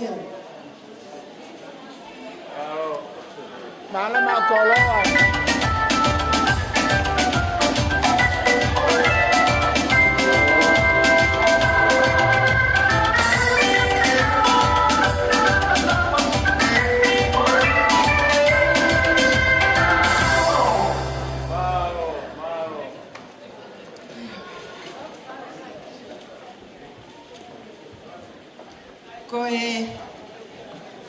Koe keke whakausi, o kufuakia mai kulupu mari. Mari.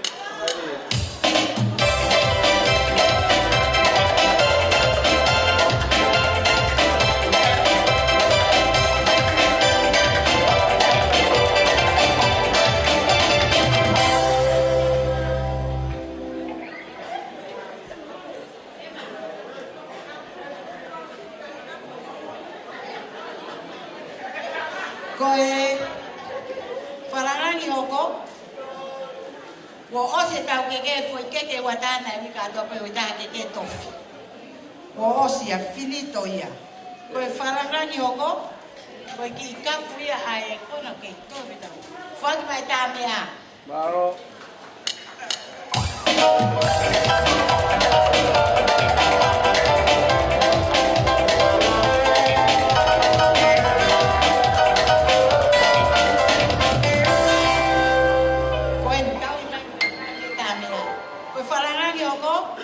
Okufuakia maleilani.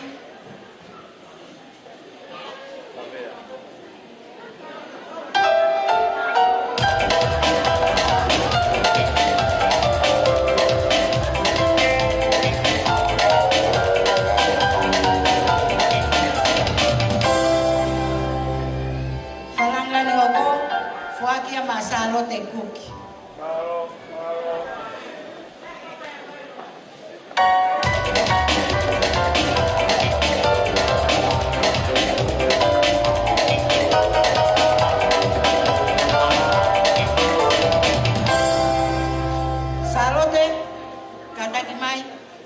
Falangani hoko, fuakia mamere tayala, kofe koe. Laka, wana que te hau ma fotete pe.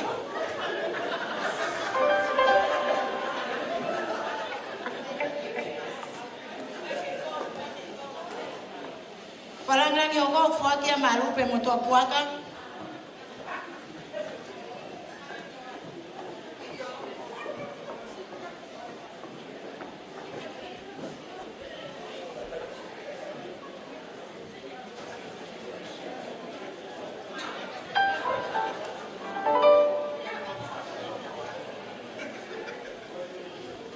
Ko hai na ui atu wene. Lupe, mo tua puaka, ko e na.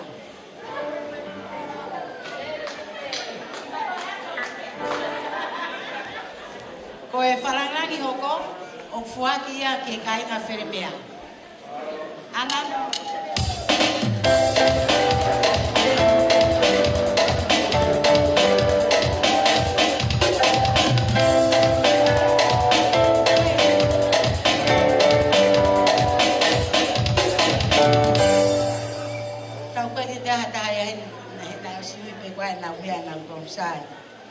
Ko e whalangilangi hoko,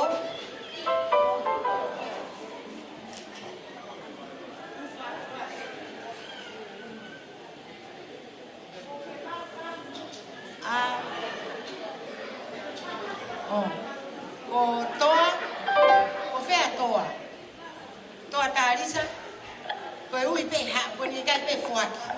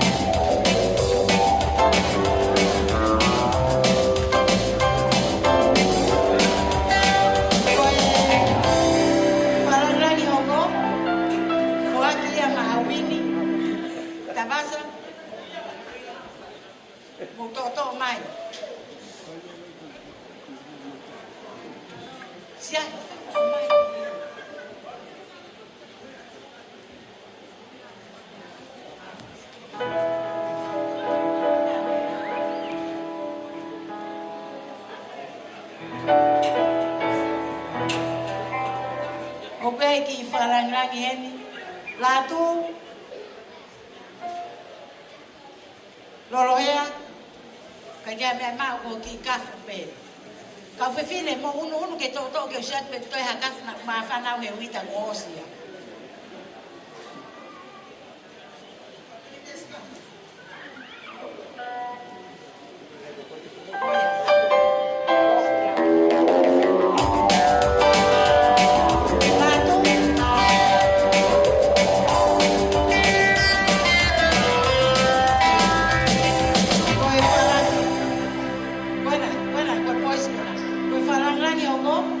Te Paula. Tau mai kia kaya ke nasi. Tokira. Koe wharangi hoko, o whakia ma lamona, misiongo. Mo kata ke tau mai enu.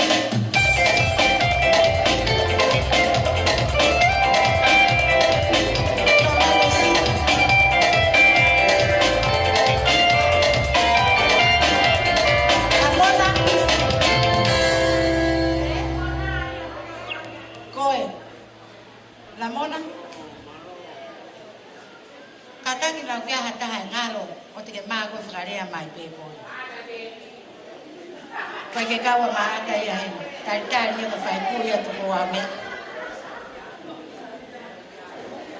koe whalangangi hoko Paula Moimoi ame ka Paula Moimoi koe whai taa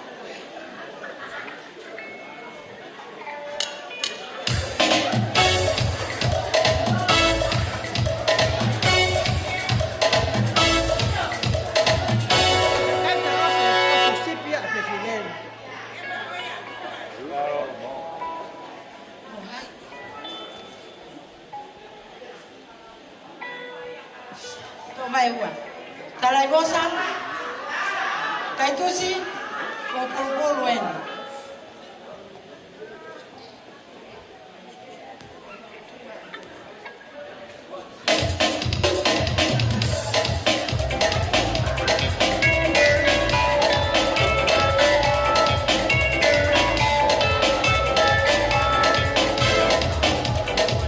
Koe marang-rangi hoko, mo tu kuiloto e. Rangi hoko, o ku whakia mai whae huki, Mona Lisa toi wholau.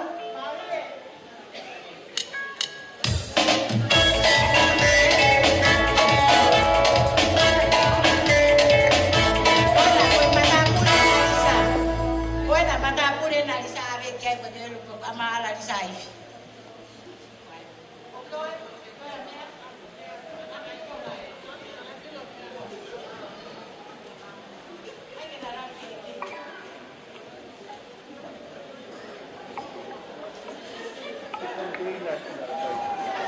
Koe wharangangi hoko, whakia mo, please, Maria. Not Agesa, it's for Maria.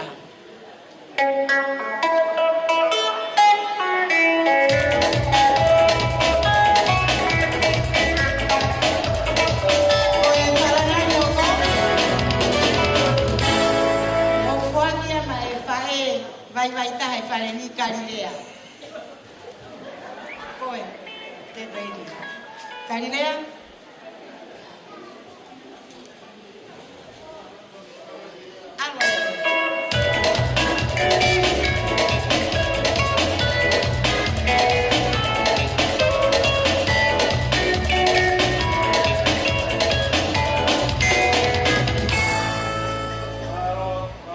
Koe wharangangi hoko, o kufuaki ia maa.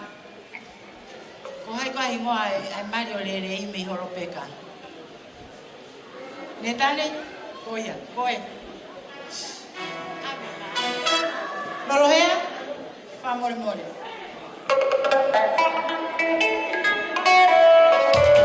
Oa. Koe whakahosi e tau wharangangi. Funaki? Koe. Kofkula. Ave mana. Pato koe. Mama apa? Dah koe kan.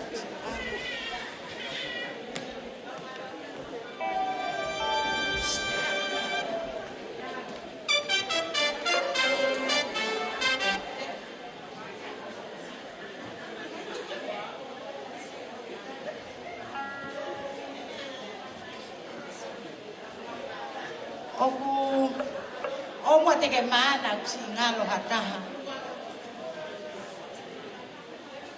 Moana, una loto, fegoe. Laka mai pehera e tere kumala.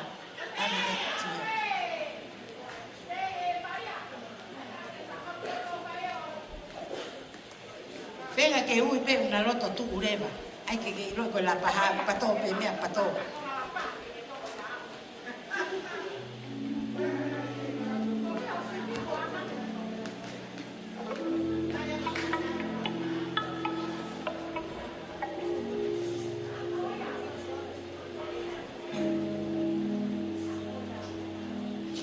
Malo. Koe o koe toi a mea ina sa wera.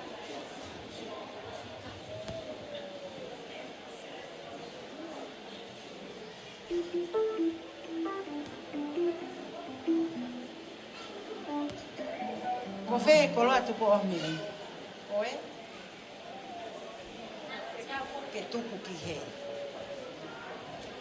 Koe ngata hanga ia. Oi ki veve. O ko uhanga ngai. O uia te motoru. Pega pau ku ke ngalo. Fa more more iau. Ke ku more fo ke pe papa ku more pe manatu.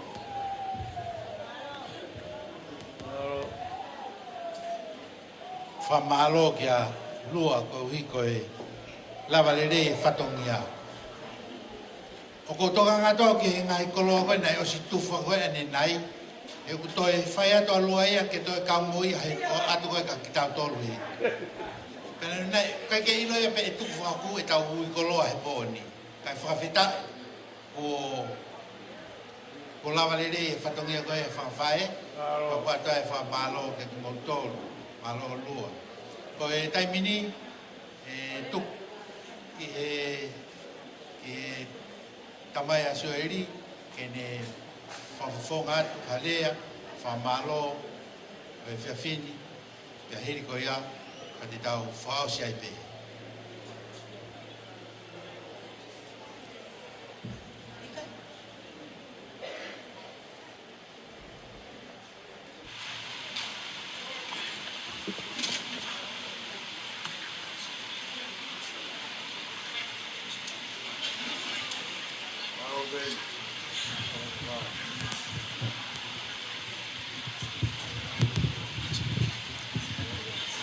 Tapu pia mo e awhio ai o tua i o tau kotorotonga. E whakatapu ki he hou eiki, te pou ahame, mo hou eiki. E whakatapu ki haa matapure. E whake whakatapu ki he tangata a poko ona e aho. O kuneha ngā o whakatataha mai a ki tau tolu e a koe. O whoki nā ngālo e whatapu ki he wha. Ane o asini.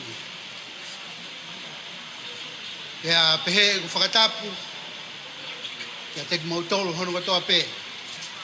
Kai tuku mua ke ku whanga atu i he tala whakatapu kato na kamata aki ai o wau. O pōkoen. Ka tā mua ke te au ke u whai atu a ki i whakamālo tu a koen. Whakamālo atu ki he hou e ki i he hanga whakatō ki lalo. Kana ke i mea pe i hen. Ko hi ke whakakato. Ai fia pe mo maalani o pōkoen. He whoki e ku whakatapu heni ki he piso pe kau maa e Palestine pe he whoki ki he taula eki. Pea kōkore ke u tomua whakamore atu he. Te ria nei ai harea e maa he o haa ngari whe poto pe whe matamua nai pea mau whakamore i angiau. O tui pe o ku tokolahia ki mautolu i kai te mau mea iau. Ko kuhingoa ko Pensmani Mailau. Ko e si pe au. Ia Sioeli Pongia Mailau. Ia hoko kiai ia. Ane Lasini. Ia hoko kiai ia Latu. Christmas. Ia oku mau loto honga ia mooni. I he ofa. Ia pehe ki he lerei hono katoa pe. Aia ko mo whakahai he pōko eni. I hono whakawhiwhia, whakalangirangi, ai tamai o eki koe. Ko tui pe mahalo i he tolahi, kui kai te mau mea iau i tonga, ko au na e ohi kehe au ia. Pea, ko pia ia e tala noa maari e na whawhai he tangata eki koe ana le ohi au, ara eki ko taitusi lomu. Ko tala noa o pehe, pe na e mau whewhe, ai whaka ofa, ko e lanu o e pepe. Tala noa mau pehe tangata eiki koe ni, ai tala noa koe ni te tea. Pea pehe foki e taimi o kumalanga. Pehe i he taimi koe na lanu taha pea e pepe, pea whaka amu, ke whaka ofa o hange koe lupe. Ma ne unu atu ke he lupe o ne korea nge lupe, na anga whewhe, o mau ho whaka ofa. Pea talange he lupe, ko sio pe ki he, asi ai umata pe me he tonga, ka ke puna ke au ki he umata. Momeniti ho au ki he umata, pe te ke liriu o whaka ofa. Pe pehe na e tau whenga e pepe, hange koe o mo mea i, ko ki manu vai e, pe i kai ke la, ki he umata.